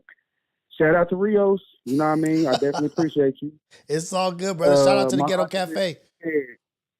Shout out to the whole Ghetto Cafe. Shout out to all y'all. I appreciate y'all. Good, bad. Let's have fun with it. But we are human. Let's live life and let's learn from each other. Shout out to Kimmy Team. Hopefully he gets to see this and get a couple last opinions, whatever the case may be. I'm so embedded into this shit with y'all that it ain't about nothing. I just don't comment or conversate a lot because I literally always got a kid in my arms. You know what I'm saying? So you'll see me from time to time pop up, whatever the case may be. But I would love to be more present, at least with you, if I can need to or do need to reach out, because I ain't gonna overdo it. But it's all you know good. what I'm saying? There's a lot of people that reach out to me in the DMs. I have a lot of relationships with a lot of people who reach out to me. Like it's a thing. Like I talk to a lot of people. I get on FaceTime. Like this shit that I'm doing right here, I'm not just doing this. Like it's not just like, oh, the cameras is on, like, ha, like let's go. Yeah, we have fun and we joke, and I love everybody in the chat. I love everybody, but I'm just talking about me. I talk to everybody. Like I wouldn't be able to do this if I didn't have a mission. If God didn't put me on a mission, I wouldn't be able to do this. Like I don't have the motivation and look, I was not even going to get on live today because I was tired. But because you sent that message, it got my lazy ass up to come do a live to talk to you. So for me to not let you get to where you just got to and talk about that, it would be me slapping God in the face. Like, nah, this is what God wanted me to do this morning. And that's how I'm staying here. This is how I keep pushing. That's it. Let's move forward, man. And I thank you for sending me that message and allowing this to take place and allowing this for maybe one person, two people in here that saw this, heard this, and it inspired them to do better. Or maybe inspired them to avoid a situation. So shout out to you, man. All praises to you. Blessings. Get in the DM, FaceTime me. We'll talk. We'll chop it up about whatever you want, man. Do your thing. All right, peace, man. I got your back, man. Peace and love. All love and all blessings to you and your family. Strength, prayers of strength and healing in y'all direction. Out. I don't know what I'm doing. I don't know if I'm Steve Wilkos. I don't know if I'm Dr. Phil. I don't know what the hell is going on. I don't know what I'm doing. All I know is I'm answering the call. That's it. All I know that I'm doing, all that I can say is that I'm answering the call. God has given me an opportunity to do something, and I'm doing it. The AM Wake Up Show with Rios. This is the #1 morning show in the whole wide world, Craig. I just got off an hour-long call. Caller, where you calling from? What's your name? What it do, Rios? It's Cholo. I'm on the 405. Oh, what's up, Cholo? I'm sorry. I ain't called in a while, bro. My fault. What's going on, man? I haven't heard from you in a while, dude. I know. I've been listening every morning, bro. I don't want to break the tension. You know, everybody really vibing sometimes. It's all good, man. We love your call-ins. We love the support. We want everybody in the Ghetto Cafe to call in. I'm glad to hear from you. I haven't heard What It Doogie in a long time, man. Good to hear from you, brother. I be in the chat. What it Doogie, you know? What you want to talk about? You got a message? You want to say something? What's up? Yeah, no, I just yesterday was my baby Luna's birthday. She turned 8 yesterday. I took her to Chuck E. Cheese. Happy birthday to your baby. I was just tapping in. Yeah, I just want to let everyone know, and I'm in good spirits because of yesterday. So I'm just, hey, shout out to Rios, shout out to the Ghetto Cafe. Every day I listen, you guys make me better. Rios, you make me better, bro. I'm 30, bro, and I thought I'm fucked over, but truthfully, it's not over, bro. It's not. It's never over. And look, it's mutual. Y'all make me better. Y'all making me accountable. AC from Indianapolis right now, brilliant botanist, he made me better this morning because I was trying to roll over in the bed and sleep on the Ghetto Cafe. But his message made me accountable and responsible to the mission that I've been put on. Like, I don't know what the fuck I'm doing. I have no idea what I'm doing. But whatever it is, it's been put in front of me. It's been my plate, and I'm going to eat. So here we are. Hey, man, you feeding a lot more people than just you. I hope you know that, Rios. Thank you, brother. I appreciate it. And look, happy birthday to your baby girl, man. And congratulations to you for being a present father, being a dad. Mother's Day is Sunday. You know, show your baby what it is, man. You know what I mean? Thanks. I appreciate you, Rio. Shout out to Ghetto Cafe. Y'all stay straight. Shout out to the Ghetto Cafe. Blessings to you and your family, man. Oh shit, that fixed the noise that it be making. Unknown Dang. caller. Oh shit, we getting all kinds of calls. Damn. Hey, this is the AM Wake Up Show with Rios, the number one morning show in the world. Craig, the number one show in the whole wide world. Number one morning show. Caller, where you calling from? What's your name? What's up, Rio? This is Cash Vlogs. I'm from Los Angeles, California, downtown LA. What up, Cash? What's happening with you, dude? What's up, bro? No, you know what? I see, like, you know what? I own sober livings, bro, and I have 5 sober livings. I have 2 in Los Angeles and 3 in Bakersfield, California, right?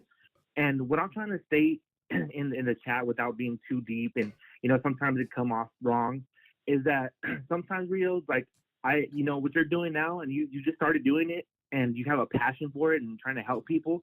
But I had that same fire when I first started as well, right? Mm-hmm. I try to put a cape on. I try to put a cape on, and I try to save everybody, you know. And I've been doing it for almost 8 years with the sober livings. Yeah. And I'm gonna tell you something, and this is just from my perspective, is that you become jaded, right? And you don't want to become jaded, but when you beat a dead horse, or you tell people and you show people and you help and you help and you help, and they still, like with the last gentleman, you know, God willing, he changes. But I've heard that story so many times with the men in my homes, and the next day they're back with their girlfriend, fiance, whatever, right? Mm-hmm. So the thing is, sometimes hard truths are, what I've learned, are the way to go. Like, even though it might not sound politically correct, or Mm-hmm.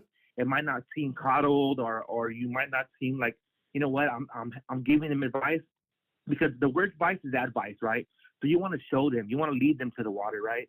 And that's why I've learned that hard truths for most men are the way to go. Like, hey, brother, this is what it is. This is what you have. This is what you should do. But you're gonna do what you want to do, right? Just like earlier when somebody said, how do you stop drinking, right? Alcoholism is one of the hardest things to kick, more than narcotics, more than all that. That's the one I struggle with the men the most. And I heard somebody say, will children help you kick that? No. Children, God, your mom, dad, uncle, nobody's going to stop you. No, nothing's going to give you that drive but you.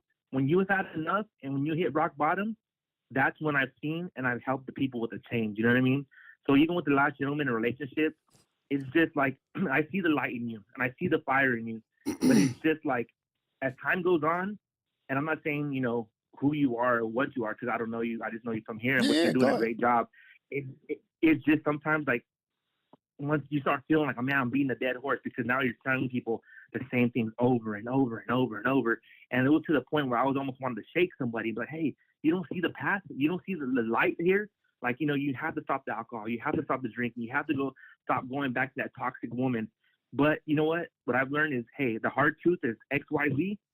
And if you want to follow that, then you're going to follow it. And those who want to follow it and are truly done will do it.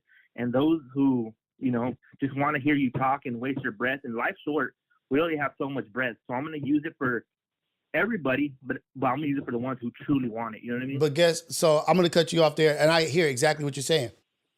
100% hard truths are necessary. And people will, most of the time, lead to their own hard truths. But what I'm doing here is I'm not just talking to one person. I'm talking to you too. Yeah. Me talking to AC is for you. Because guess what? Tomorrow may be a horrible day for you. Tomorrow you may be somebody you didn't think you was. Tomorrow you might be one of those niggas in that sober living house. What I'm doing here is not for one person. I'm not leading one horse. And I'll never look at it like I'm beating a dead horse, or because I can never turn away from a horse that's thirsty, and people say, oh, you can lead a horse to water, but you can't make him drink. But I would never know what that horse is going to do if I don't lead him to the water. And if I lead him to the water and he turns around, that's good. That's cool. But what I'm going to do is be consistent in my work, in my path. And this is what I've been called to do, is to talk. I got the time. God put me in a position to where I grew up in in Narcotics Anonymous. I grew up in AA with my father. I grew up in all that shit. I grew up and seeing people die from it. Grew up from this. I was in it. I was an alcoholic. I was this and that.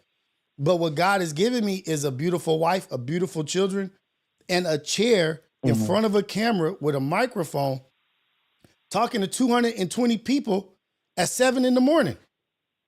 And I'm going to beat that dead horse every day until God says, this is your other mission. I ain't making no money off of this. I'm not being a prophet. I'm not doing it. It's just literally what is driving me right now. And this is making me a better person. It's me showing my children that life is about more than just you and what you think is right. It's more than just, oh, I need to get this for this. I need to consume this. I need to consume that. No, my kids wake up in the morning, see me on a microphone talking about something positive to a bunch of people as they go out into the world and go try to be a positive light in other people's life. It's more than just about AC. It's more than just about cash. It's about everybody.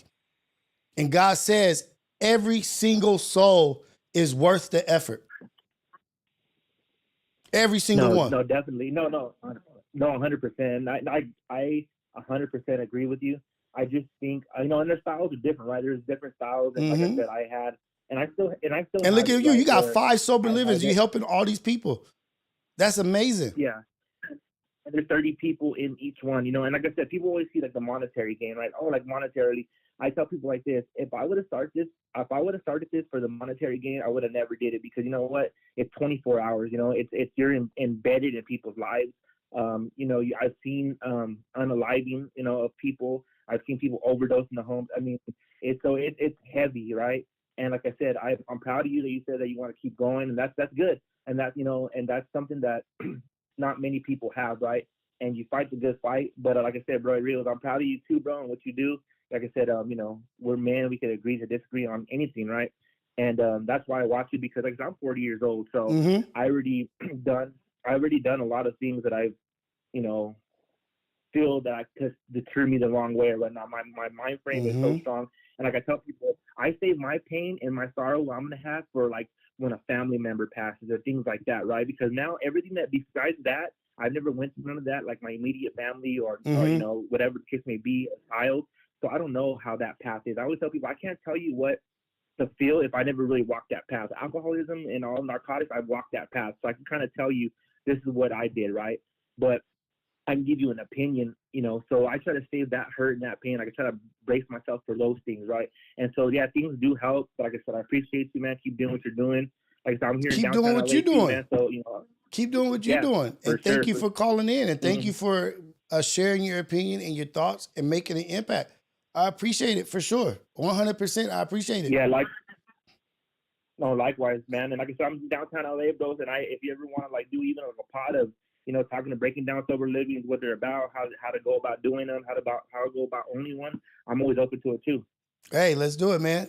Hit me in the DMs and let me know what's up. I will. Okay. All right, bro. Yeah, thank you. Good morning. All right, peace. Isus, Asus, or what? I'm not sure. Asus. Rios needs to think about the other people who got up to talk to him this morning and couldn't get through. What do you want me to think about him? What do you want me to do? Isus, what do you want me to do?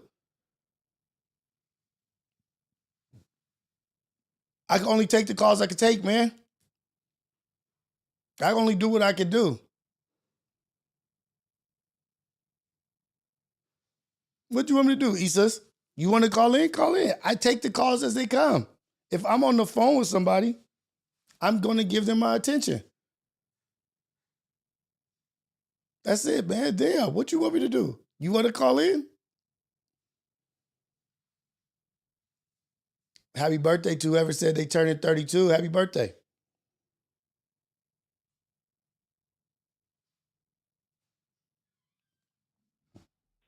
Hey, this is the AM Wake Up Show, the #1 morning show in the whole wide world, Craig. Caller, where you calling from and what's your name? Yes, sir. This your boy, King Zay, man. What's up, King Zay? I just want to say, man, I appreciate everything you do, man. Keep going. I always want to give you positive motherfucking energy, man. Hey, man, thank And you. keep I going, appreciate it, man. Every motherfucking morning, your consistency made me get up, and it made me keep going, man. And I want to say, what you doing, brother, is positive. And I'm not even religious, man. I'm not at all. But what you do, it made me keep going. Let's go. And I ain't even about to. I'm trying not to be emotional as fuck right now because I'm an emotional ass nigga. It's all good. So am I. So, I cried more in these last 2 years than I have in my whole life, I think. Hey, man. I'm a crying ass nigga. It's all good, I'm man. a crying ass nigga out the crew. You know what I'm saying? I'm that nigga out the crew. It's all but good. I just want to say, man, keep going, man. Keep going, man. Keep going. Hey, it's I'm shit about like to go this. to work right now. It's stuff like this. Yeah, I'm about to go to work right now, my nigga. So I'm about to clock in. You know what I'm saying? I'm about to clock in. I'm about to keep going. But I just want to say, what you doing is perfect. Hey, you man. know what I'm saying? Keep doing that shit, man. Thank you. I Keep doing appreciate that you. shit. And it's on my heart. And I, like you said, you're not religious, and that's cool. That don't change nothing. I'm not, but you look. You, but I ain't even gonna lie. You remind me of my mom, because my mom is hella religious. Hella religious. I'm getting deeper into my religion or whatever. But the thing is that I know that I'm doing this. Like, look, you don't believe in religion, and that's good. That's cool. I do. I believe I'm a Christian, and I believe I'm doing the work that God has called me to do, and I believe that. But it's not only for people that believe in God and believe in this. It's for the human. Like, you know what I mean? Like, we are all in this shit together. It's for the world. It's for the world. We need that shit right now. We need that shit. And it's just, I'm here. We need that shit. I think this is the mission. Yeah. I feel better than I've ever felt in my life. I feel more content and more purposeful in my drive in my life right now. I feel I'm the best I've ever been in my life. And I still need to work on a lot of shit. But I want people to see like this nigga Rios is imperfect. I'm not perfect. I got a lot of shit I got to work on. But that doesn't mean I can't hold myself accountable and responsible to a mission that I think I'm on right now. Like, that's why it was so funny when Keem said... It's really coming from you. It's really coming from you, because I know. Nigga, you was out there busting heads, beating niggas up, doing all that shit. Just not being a good person. And that's why it's funny when Keem said Steve Wilkos. Hey, but you gotta go through that shit. You gotta learn. Gotta learn. And the Steve Wilkos thing was a good thing, because it's like, I'm just going with what is being put in front of me. I don't know what this is. I don't know what I'm doing. Fuck Steve. Nigga, you bigger than Steve. Fuck Steve. He got a bald head. Nigga, he got a whole full of hair. Nigga. Oh my God. He got a bald head. Hey, I'm just trying to do the work, man, you know, and I'm just here. And but what we're doing, what Keem is doing, what Trey is doing, what Manny is doing, what Tiny is doing, we're out here to be ridiculed, to get constructive criticism, whatever it is. But all I know is I'm sitting in this chair. Hey, that's it. I'm sitting in this chair. I'm on this mic. I'm on this camera talking to some amazing people, some beautiful, amazing people that enjoy and appreciate what I'm doing. And I'm going to just keep doing this shit. Like, this is fulfilling to me. And I say, what is the one thing that I want my kids? What do you want for your kids? How would your kids, what would you say your kids having a successful life is? I said, if my kids live a life that is a life of fulfillment, then I'm happy. If they feel fulfilled with whatever it is that they do, and they're not living with regret of what they didn't do, I want, what do I want for my children? I want them to live a life of fulfillment. Yes, sir. That's it. But that's shout a out real to fucking king. You a real, hey, man, shout out to you. You a real motherfucking king. Hey, shout out to you. Hold your crown, my nigga. Hold your crown, my nigga. It's us. We all in the castle together, and we all doing the work, and we all growing together, man. But shout out to you, man. Blessings to you and your family. Keep doing what you're doing. Go out there, have a productive day. All the chat. Ghetto Cafe, I'm about man. to go to work, but I had to tap in, my nigga, and let you know. Hey, I keep doing it. your shit, my nigga. Thank you, brother. I appreciate it. Look, I didn't even go to Kick today. I was going to go to Kick today just to get the numbers up. But that's not. I Nigga, wasn't. you could go anywhere. You can go anywhere. You go anywhere. Nigga, you go live on Twitter. Nigga, we gonna be there. So tomorrow, Anywhere, this nigga. weekend, all weekend, I'm gonna be on Kick. But just got all weekend. I'm gonna be at work, but I'm gonna still tap in. Let's go, man. Let's go. Have a good one, brother. Let's go. I appreciate you. Yes, sir. You too. Damn.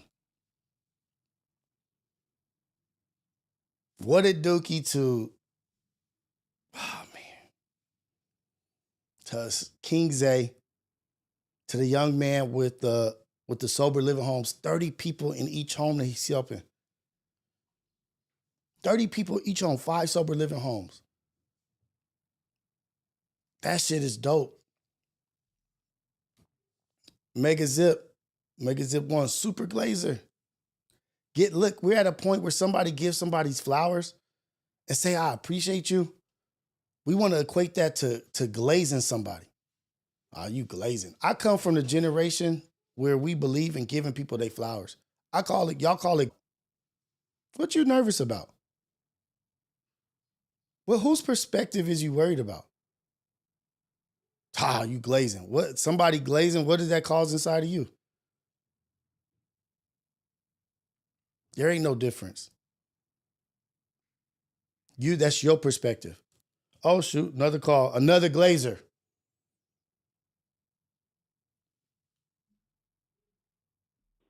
Hey, this is the AM Wake Up Show at Rios, the number one morning show in the whole wide world, Craig. The number one morning show in the whole wide world, Craig. Caller, where you calling from and what's your name? Man, my name is Tay. I'm in Minnesota, but I'm from the Bay, 92 Feezy. Let's go. Shout out Minnesota and shout out to the Bay. Let me do some glazing real quick, man. I just want to say I appreciate you. I think you're an amazing person. I thank you for calling in and being engaging and making an impact in what we're doing this morning. So let me just glaze real quick. I don't even give a damn about that word. Well, goddamn. I'm going to give you your flowers. I'm going to give you your flowers because guess what? Life is hard. Life is hard. Life ain't easy. Sir. I don't give a shit about none of them terms, man. Go ahead. Shout out to hey, man, Moneybag I just wanted to say, bro, thank you for all the motivation. Now, I really ain't say it's glazing, but, give your props because right now I'm going through a little thing where niggas can't even eat hot dogs in comfort. Niggas is so yeah, bro. I'm just like, damn. You can't even eat a hot dog. Over here like, God damn. You're over here putting me on game with these phones and shit. I'm over here like in the gym, like, damn, bro, this shit really going down. I think you can't eat a hot dog in comfort, but you'll smoke a blunt and lick on somebody's spit right behind him as you smoking behind him. You got another nigga spit in your mouth, and you talking about a hot dog? A nigga eating a hot dog? You swallowing another nigga's spit. Yeah, man, it's sick out here. It's tough out here. I think can't eat a hot dog. That's right. But go ahead, man, brother. I'm just playing around, just joking, man. Let's go. Dog face. Dog face like, ew. Let's go, man. Bro. You got a lot of positivity going on, you feel me? Shout out to, I think, AC. His story was really, I related to that because I grew up, nigga, going to fucking court with my parents and doing all that extra shit. Yeah. So I was the kid in that situation. I wasn't the adult. And even now, you feel me? How you said, like, you walk with a king or walk with the peasant like a king or whatever, Like, don't lose your virtue. Be able to walk with kings and peasants and not lose your virtue. Let them be able to let people recognize you amongst these people and amongst these people. Like, oh, he's the same person in whatever room he's in. Yeah. That was deep, bro, because right now I'm a super hard, basically, father figure. My little bro's dad passed away. Sorry to hear that. Like, hella years ago. Yeah, but I was like 15 and basically got a chance to understand what it's like to raise a kid. And I've been here ever since, bruh. So now I'm 24, you feel me? Just bought a house. Congratulations. With me, you feel me? Thank you. and we over here doing it up. So, but how I got here it was tough because I ended up coming to Minnesota for a real estate deal. They ended up changing it up, had to maneuver, do a juke move, make sure I was cool. So that's how I ended up in this house. And now it's like, the problem is that I got in it with family, bruh. And you already know, business and family and friends, that shit gets weird. So I had to be the bigger person and not really fuck over them like I could. But, in the long run, it's worth it not to really beef and be a part of that shit. Like, you can just move on and do you. Right. And listening to Walk with Peasants Like You Walk with Kings and shit like that, I was like, damn, bro, like, because I have a business, and I was going to call in earlier. It's the Baby 8 brand, you feel me, on Instagram, and I be tapping in with all of FMW, been that way since way back. So that's where I'm like, man, like, I need to hear shit like that, because with the person on my shoulder telling me to be like, nigga, crash. The other side is like, man, you probably shouldn't crash. And then I listen to your podcast, and then you tell me, nigga, walk right either way, nigga. Don't even trip. Like, and I'm like, damn, bro. Like, that's deep, bro.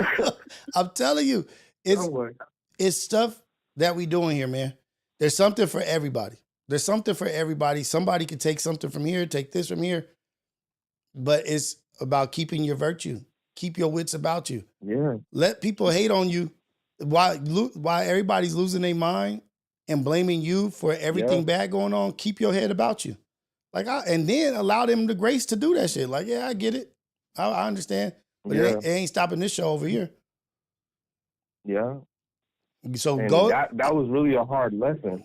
Hey, go get that poem "If" by Rudyard Kipling. Read it on a daily.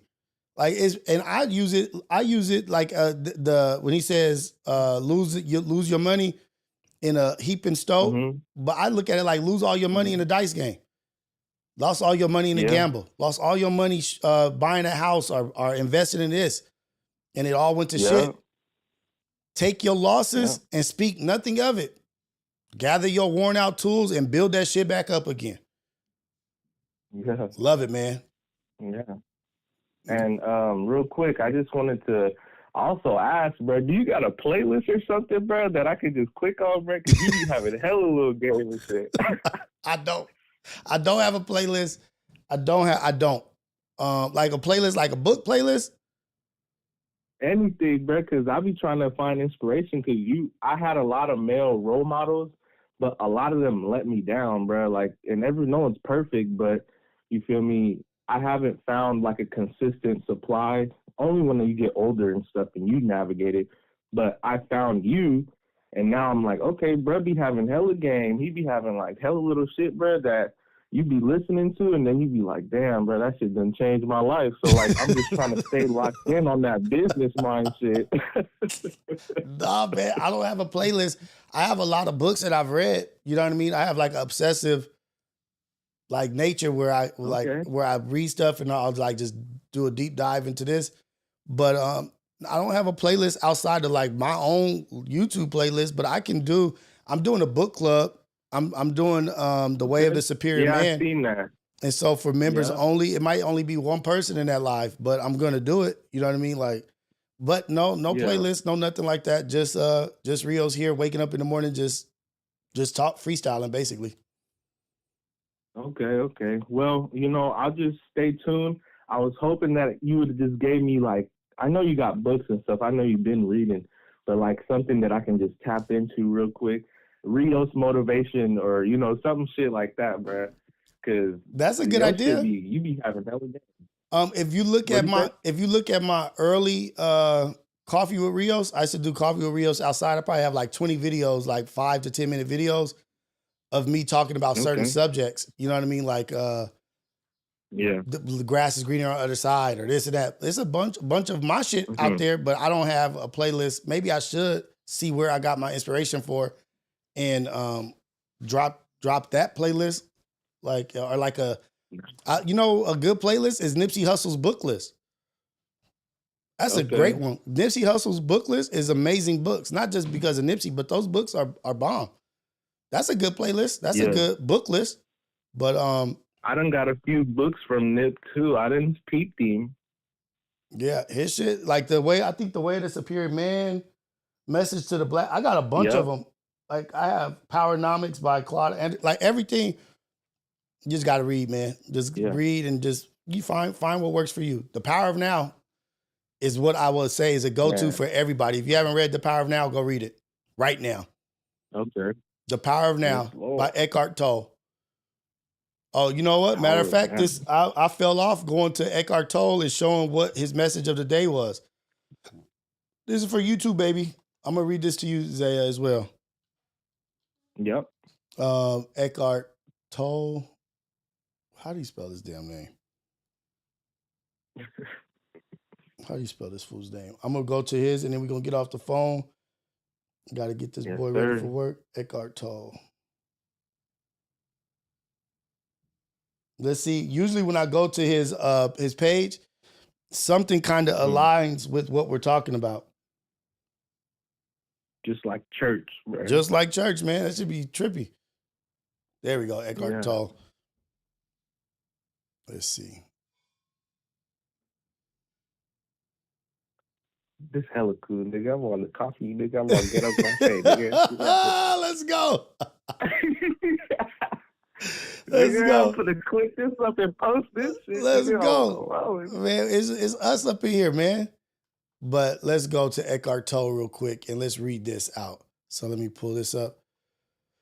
So this is, I don't know when he posted. It's too far away for me to see when it was posted, but let me get my camera out the way. The more you focused on time, past and future, the more you miss the now. The most precious thing there is now. So the more you are focused on time, past and future, the more you miss the now. You focused on everything else besides the moment that you're in at this time, right here. Yeah. Stress is caused by being here, but wanting to be there. Ooh-wee. By being here and wanting to be there. You know what I mean? Like, here is good. It's enough. Said, he's got something coming up. You got to sign up. Damn, okay. He got classes to sign up. Look, wherever you deeply accept this moment as it is, whenever you deeply accept this moment as it is, no matter what form it takes, you are still and you are at peace if you accept the moment for what it is. Accept this moment for what it is. It is what it is. It's a moment. Yeah. Don't crash. Don't crash, homie. But that's it, man. Have a good one. Blessings to you and your family. I appreciate you for everything that you've done, for what you're doing in life. Let's go, man. Thank you. You too. See y'all, man. Ghetto Cafe, nigga. Ghetto Cafe in the building, man. All right. All right, brother. Have a good one. Why is this not working? But we spent some time in here on YouTube today. The fact that the men see glazing as a bad thing is so silly to me. Like, hey man, it's a joke though. It's joking and funny. You know, like we joke, we play around. You know, it's a regular thing. But what I have been seeing is that unknown caller. Right now, it's so hard to be a man and not be judged by every activity. You can't be too nice to your son. You can't be too nice or too this. Oh, that's this, that's that. Shout out to us though. This is the AM Wake Up Show at Rios, the #1 morning show in the whole wide world, Craig. Caller, where you calling from and what's your name? Hey, how you doing, Rios? This is Master Lee down in Georgia. How are you, brother? What's going on in Georgia? What's happening with you, man? You know, just up here, just chilling. How are you doing? Yeah. No, I just wanted to call in today and tell you, brother, you had said something that broke my heart here earlier. You said, I don't know what I'm doing. But I'll tell you one thing, Rios, it's a lot of people that get on that microphone and they don't know what they're doing. Right. Brother, I think you know what you're doing, man. And I want to tell you to keep up the good work, like I said before, and you're doing an amazing job. You're doing an amazing job. You're somebody we need. You remind me personally of you're like the how can I say this in the right word? You're exactly the man that we all need to be watching. We watch a lot of different guys say a lot of different things, but the rhetoric that you spew out, brother, it's phenomenal, man. It is quite the sight. And I wake up every morning, I just throw you on, and I could throw on the JBP or I could throw on this or that, but when I put you on, brother, it makes my day 10 times better. So thank you so much for what you're doing. Keep up the good work. Thank you, brother. I'm like lost for words because, like, look, right now, like the whole thing about people talking about glazing. I haven't gotten one super chat this morning. Not one. I'm not getting paid for this. I haven't gotten one super chat. This is only at 1,000 views. I'm not going to get paid for this. So I appreciate that. This is my, look, this is my payment. This is what keeps me motivated. Yeah, you said something else. This is what keeps me going. Prophet? Yeah. He said, I ain't no prophet. I said, no, he is though. He is though. That's the problem. He trying to not glaze himself, and I love that because the Lord told us to be humble. The Lord told us to be humble, and I tell you, he built this one good. Hey. He built this one good. I know the Lord's work. I see where he put his hand on something. Thank you, brother. It was a brother that called in and said he do the sober living and all that. And he said he see the fire in you. I started clapping, jumping up for joy. I said, I see it too. Ooh. I see it too. Woo-wee. I know it's the truth. So you might not be getting paid, brother, but I'll tell you one thing. This is my payment. Talking to you. Game, talking to you is my payment. Right. Hearing this, the love, feeling the love. Yeah, no. This is my payment. To be here for 3 hours, this is what keeps me. You know what the payment is, brother? You said it. You called it out because I just had my first son here not too long ago. And you said to wake up, get on this microphone and talk positivity and have my son, my kids watching me do that. Hey, you beating a lot of them, brother. Thank you, man. You beating a lot of them right there. Thank you. Keep up the good work and keep your head high and keep doing what you're doing, brother. We appreciate you. Hey, man, I appreciate you and what you're doing. And like, just the call-ins, like this is really what it's about. Like, I'm not rich, I'm not wealthy, but I put myself in a position in life to where I can do this. You know what I mean? God walked me through however he walked me through. Amen. He dragged me through some shit as well. He dragged me through some shit that I got scrapes and skin was falling off, bones broken, and he dragged me through some shit. Yeah, but he dragged me to right here at this moment where I'm sitting in this recliner that somebody gave me. A pastor gave this shit to me. My brother. And I get to sit here and talk to y'all and tell y'all, glory to God. God is good all the time. All the time, God is good. In the name of Jesus, amen. What? It ain't nothing nobody could tell me I'm not doing the right thing. No, you doing the right thing. And to think about it, like you said, I had heard you. I heard you say, you was over there with Fun and the Ace Boys. You was over there and, Yam Cam, all that kind of stuff. But this is it, brother. I think the Lord, like you said, had to bring you through that mud so he could dry you up and shine you up, brother. Thank you, brother. I appreciate you. No doubt. Blessings to you and your family. I want to add one more thing to you. I want to add one more thing on to you. I just want to double down yet again. Like I said, there's such a limited time. I like how you were talking about the now time of now. There's so much limited time we have, brother, and I feel like I'm spending it with you, and it is some of the best time I've spent on this earth, brother. So thank you so much for what you're doing.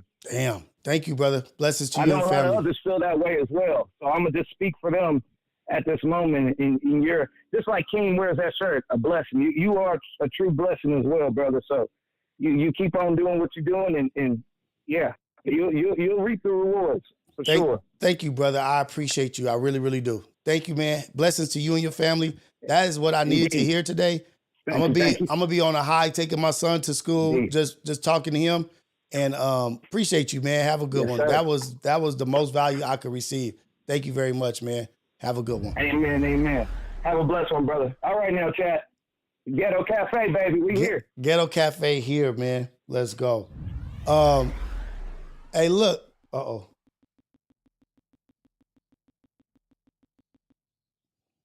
because I value what that young man just told me right now, it felt so good to hear that, to feel that. That is payment itself. And somebody, we got all these super chats. Somebody said, since I'm panhandling super chats, here's some money since I'm panhandling. For sure. That means a lot. Let's go ahead. I'm a super chat and I'm gonna answer the panhandling super chat as well. Kevin Finley, 1999. Thank you for the super chat. Boom. Shout out to you, man. Salute and coffees in the chat. Moss, 199. Welcome to the Glaze Cafe. Oh, no, my Mouse. Welcome to the Glaze Cafe, for sure. The Glaze Cafe. I'm gonna remember that. Ace Boy Dogface. Thanks for doing what you do as. Wait, hold on. Thanks for doing what you do. We all better for it. Thank you, Dogface. I appreciate you. Ohio Ties, Glaze at Glaze, Rios, pause. Oh, Easy Bunny. Since you panhandling super chats now, boom, panhandling super chats. Woo-wee. For sure. That means a lot. That says a lot too. Yeehaw partner. Mouse, yeehaw partner. Tati, so good for blessing us all with Brother Rios. Thank you, Tati. Seufa, I got 5 on a box of Kleenex. For sure. Coffee's in the chat. Oh, shoot. Booty Boy, $4.99. Appreciate you, Rios. I watch every day. I don't talk in the chat much, but day one support and listen to you in the gym every day instead of music. Thank you, Moody Boy, for the super chat. Good, loud, 805. Ghetto Cafe, skirt. Cali Tech. Appreciate the Ace Boys and FMW for being a positive light for the world. Thank you. Thank you so much for the super chat. Love my life. Salute to Rios. What you're doing on your platform is or will help a lot of people. Thank you for the super chats. I appreciate it. But so I don't know if he was joking. I hope he was joking. That I'm panhandling to the people. What else do you think I'm doing? You think I'm panhandling?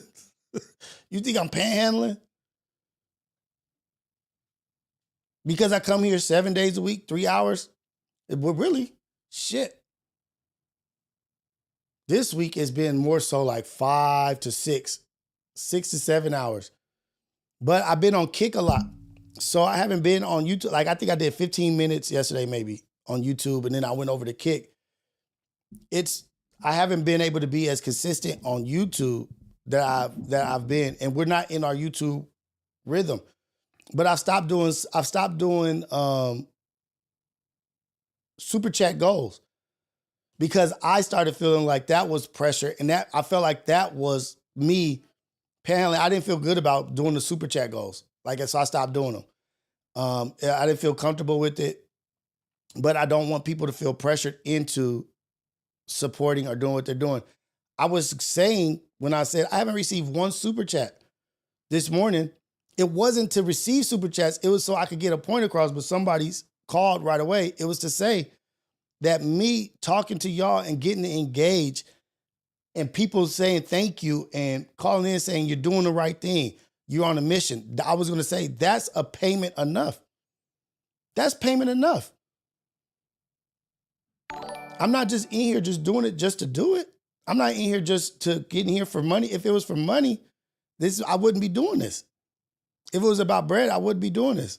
It's about more than that. The payment is that call right now from that gentleman that says what he says to me. That makes me get emotional like, damn, thank you, God, for letting me know, like constantly reminding me that what I'm doing is working. What I'm doing is working. It's having an effect. It's having impact. Mouse, I know. 199 super chat. He's easy. Bunny is just playing with your shout out, Naya. Thank you, Mouse. But I'm telling you, I'm fulfilled. I feel fulfilled every day that I chop it up with y'all. I get to get on the music tournaments. Oh, shoot. Today is supposed to be R&B tournament, but we're also supposed to do the book club. I'm going to do the book club today. The book club thing, The Way of the Superior Man, is going to be today at 1 o'clock. Oh no, because y'all probably be watching back on Fig. I got to figure out the time. Maybe the book club is better for the weekend because nobody else is going live. Wait, I'm sorry. Was it not Naya? Dogface, you already know I'm old. Was that an acronym? Was NIA an acronym? I thought he was saying Naya or Nia. I'm sorry. I don't know what that is. I don't know what NIA was. My bad. What is it, an acronym? Oh, man. My bad. My bad. Oh, book club Sunday? No, because I go to church on Sundays. Oh, Sunday mornings do the book club, but I do the AM wake up show, and then I go from the AM wake up show. I'm going to church.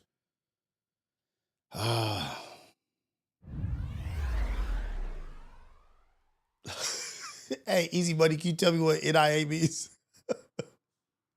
Easy Buddy, still begging. Here's 10 since my 5 wasn't enough.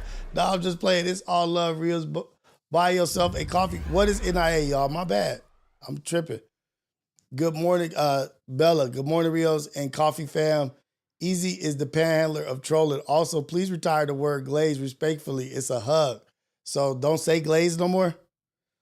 Why can't I say it? Oh, man, y'all got me tripping. Tuesday like Oprah. I don't know, like, because we could do it I think Back on Fig goes at 12 today. I was going to say we do the book club at 1.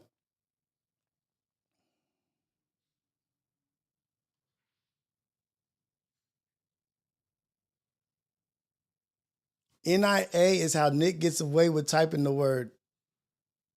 What?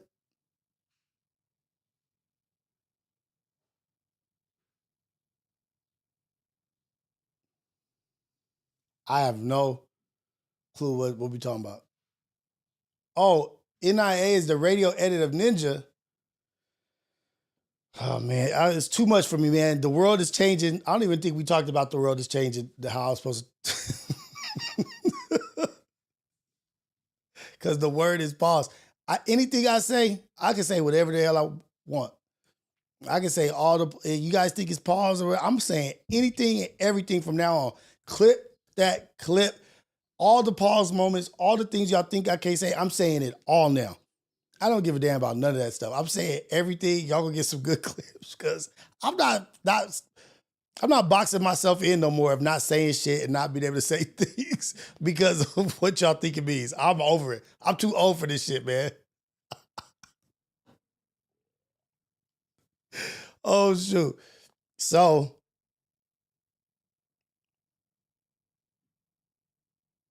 book club at 2? Book club at 2?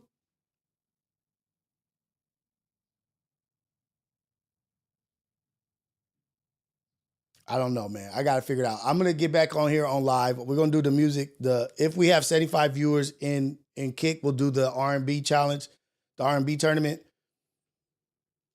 But I don't know. I got to figure a better time out for the book club. But I'm going to update everybody. Everybody who's a member, we're going to do the membership live. There's only going to be a few people, but I want to give you guys that book club for sure.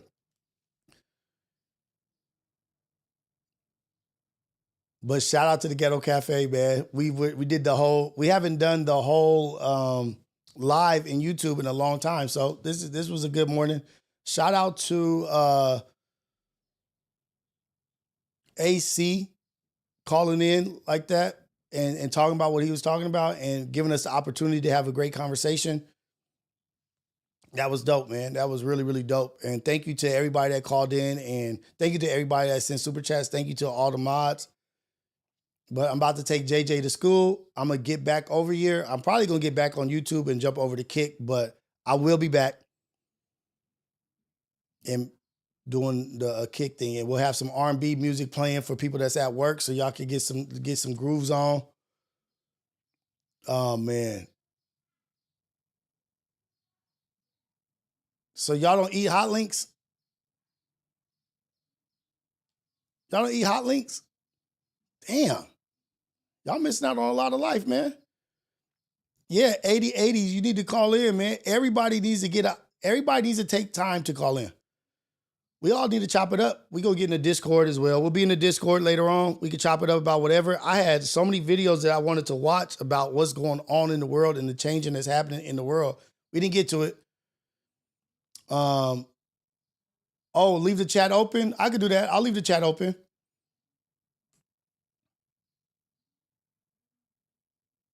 You got your R&B picks, Sunshine Baby? Okay. Remember, you guys. Oh, shoot.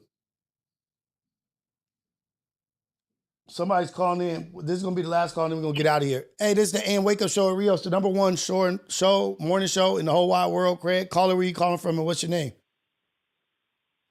Cali Bags, man. What's up, Cali Bags, man? What's happening? Yep.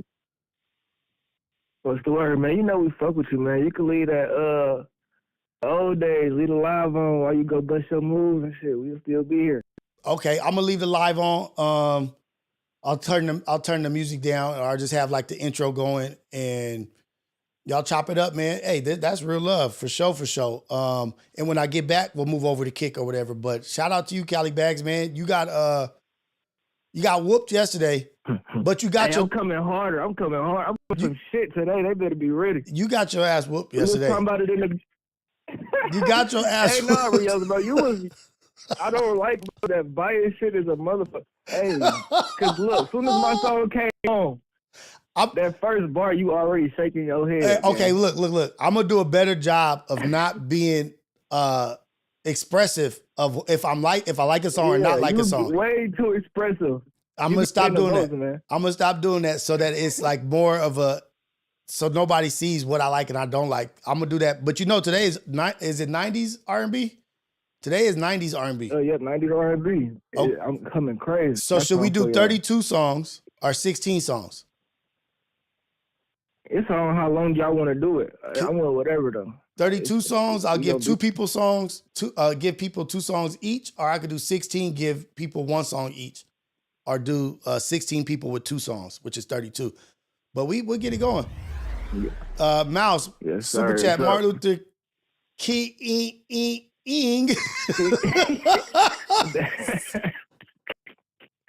Oh my God. Nah, that's all I wanted to say, man. It's all love. Oh, they saying 32. Okay. Yeah, we gonna get that. We gonna get that together. I got some. I'm coming hard. You better have 2 songs though. You gotta have 2 songs. I got shit, and I know. Hey, even if you are expressive, it's gonna be towards me in my favor today. Oh, so I could be expressive like if it's a good song for you. I could be expressive. Yeah. Hey, let's go. And look, if it's not from the 90s, you automatically song loses. Your song automatically loses. If it's not R&B and if it's not from the 90s, your song automatically loses, man. Automatically. Yes, sir. So, all right, man. Let me get out of here. Shout out to you, Cali Bags. Blessings to all y'all, man. Love all the time, man. It's all love. Blessings to everybody out there. Go out there, be great. I appreciate everybody. Ace Boy Dogface, Lovely, Sierra, That Boy Ricky, J Hud, Bella, everybody. Cali Bags, 80s. We gonna get it going. I'm gonna drop my son off, and then I'll be right back. I guess I'll leave the live open by request. I'll have like the intro playing. You guys chop it up and do your thing. All right, man. All right, love.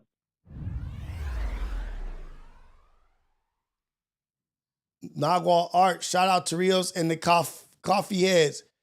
As T.O. Pun will say, yeah, the Coffee Heads, as T.O. Pun will say. Okay, I'm going to play the intro. I'm going to take JJ to school, and then I'll be back. Somebody said leave the live open. Okay. I'm going to turn it down so it's not so loud, though.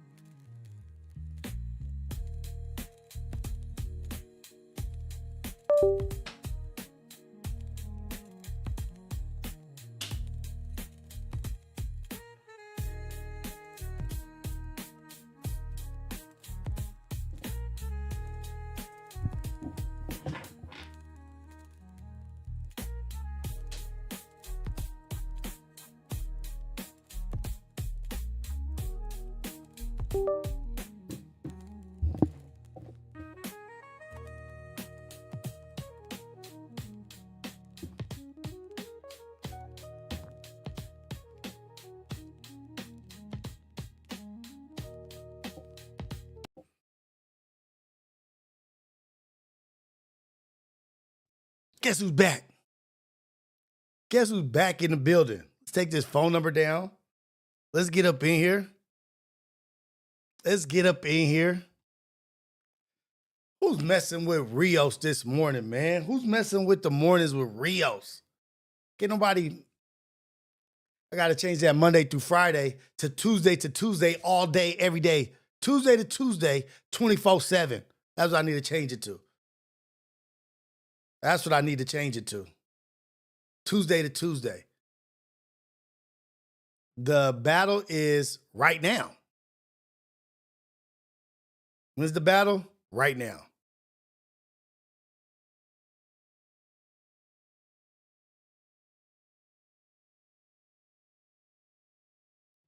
Let's go.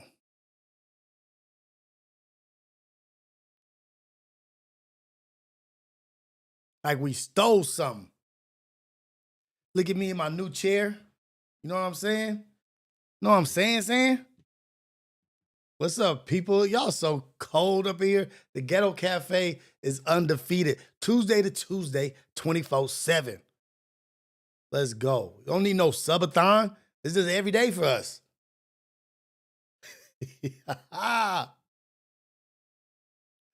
Only the real ones stuck around, man. 91 people still in here. What? Let's go.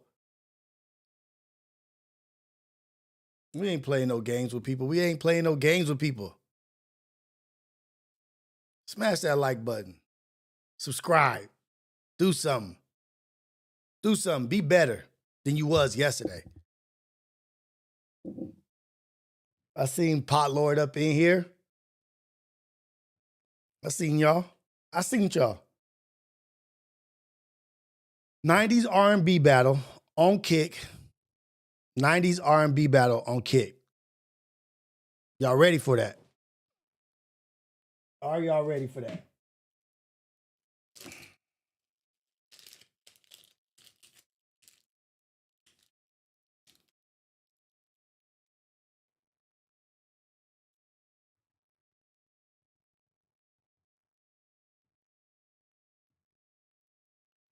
There we go. There we go. Let's get it. Boom. We up in the building. Shout out to Pablo, man. Shout out to Pablo, man. Let's get the people up in here. Let's give them some time to get up in here. We're going to get this song battle going.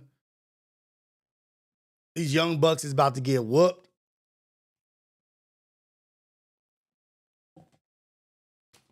I probably need to apologize for the young bucks. They don't even know what's about to happen to them.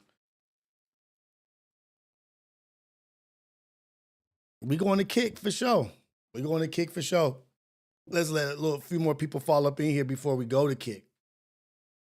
You know, Dr. Rios Wilkos, what's the deal, champion? Everything is the deal. We the deal. We the big deal up in here, man. We big deals in here, man. Oh, you a 93? Okay, Sierra, let's go. But I'm just trying to prepare the young. Young bucks don't know what's about to happen to them. They think that they know. They think they got some sauce, but y'all ain't got no sauce. Y'all not ready for 90s R&B at 9 a.m. in the morning. We've been going since 5:30. We've been going since 5:30 already. We already 3.5 hours in. We already 3.5 hours in. What up, Spliff Mode? You see how cold my chat is? I went to go drop my son off, JJ, downtown LA. Back home. They still in the chat going up. What's happening? What's the business? The Ghetto Cafe ain't playing about Rios.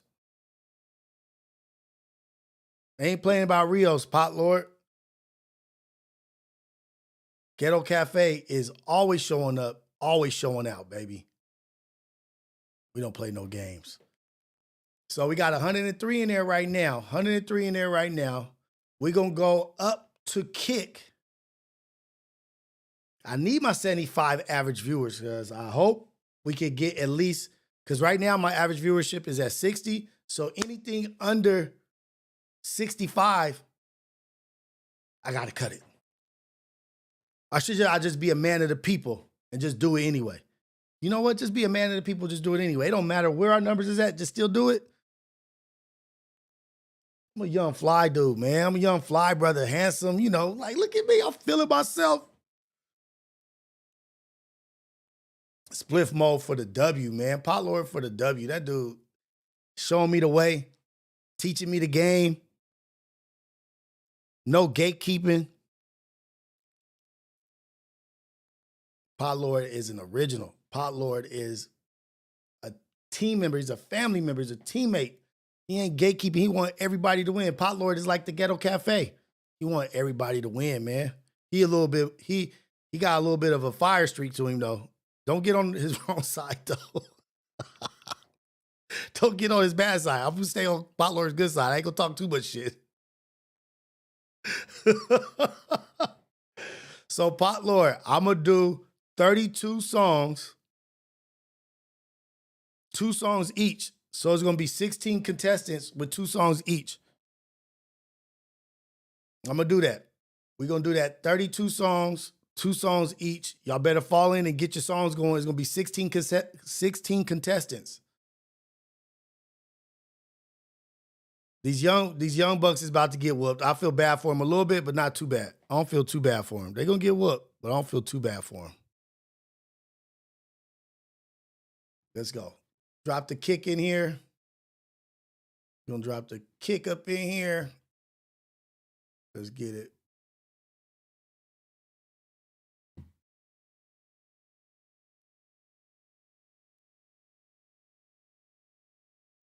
So look, the stipulations. Stipulations. It better be from the 90s. If it's not from the 90s, you automatically kicked out. If it ain't an R&B song, the song is automatically kicked out. Automatically drop. You automatically lose your round. No Kells, no Usher. No Usher. I get the Kelly thing, R. Kelly thing, but why no Usher? No KC and JoJo? Y'all head over to Kick, man. Are y'all in the Kick? I don't see no comments over at Kick, man. I don't see nobody talking on Kick right now. I gotta see if y'all over there. Let me see. Let me go to my creator dashboard. I gotta go to my creator dashboard and Kick to see where y'all at. Ohio Ty say he's here to whoop feet. Let's go. Okay, we got some people in the building. Let's go. Okay. Go. Cali Bags over there. All right, we about to head over. Let me get this song battle up. 90s R&B. 90s R&B, y'all. Don't get it screwed up. Oh, those are cheat codes. Casey, JoJo, R. Kelly, and Usher are cheat codes. Should I say no R. Kelly? I'll say I should, but 90s? Usher in the 90s? Usher's Killer Code shit really came in the 2000s. Usher's Killer Code shit really came in the 2000s. Casey, JoJo, and R. Kelly for sure 90s. All right, anything goes. Play anybody. We're not even banning R. Kelly. Okay, for sure. Let's get it.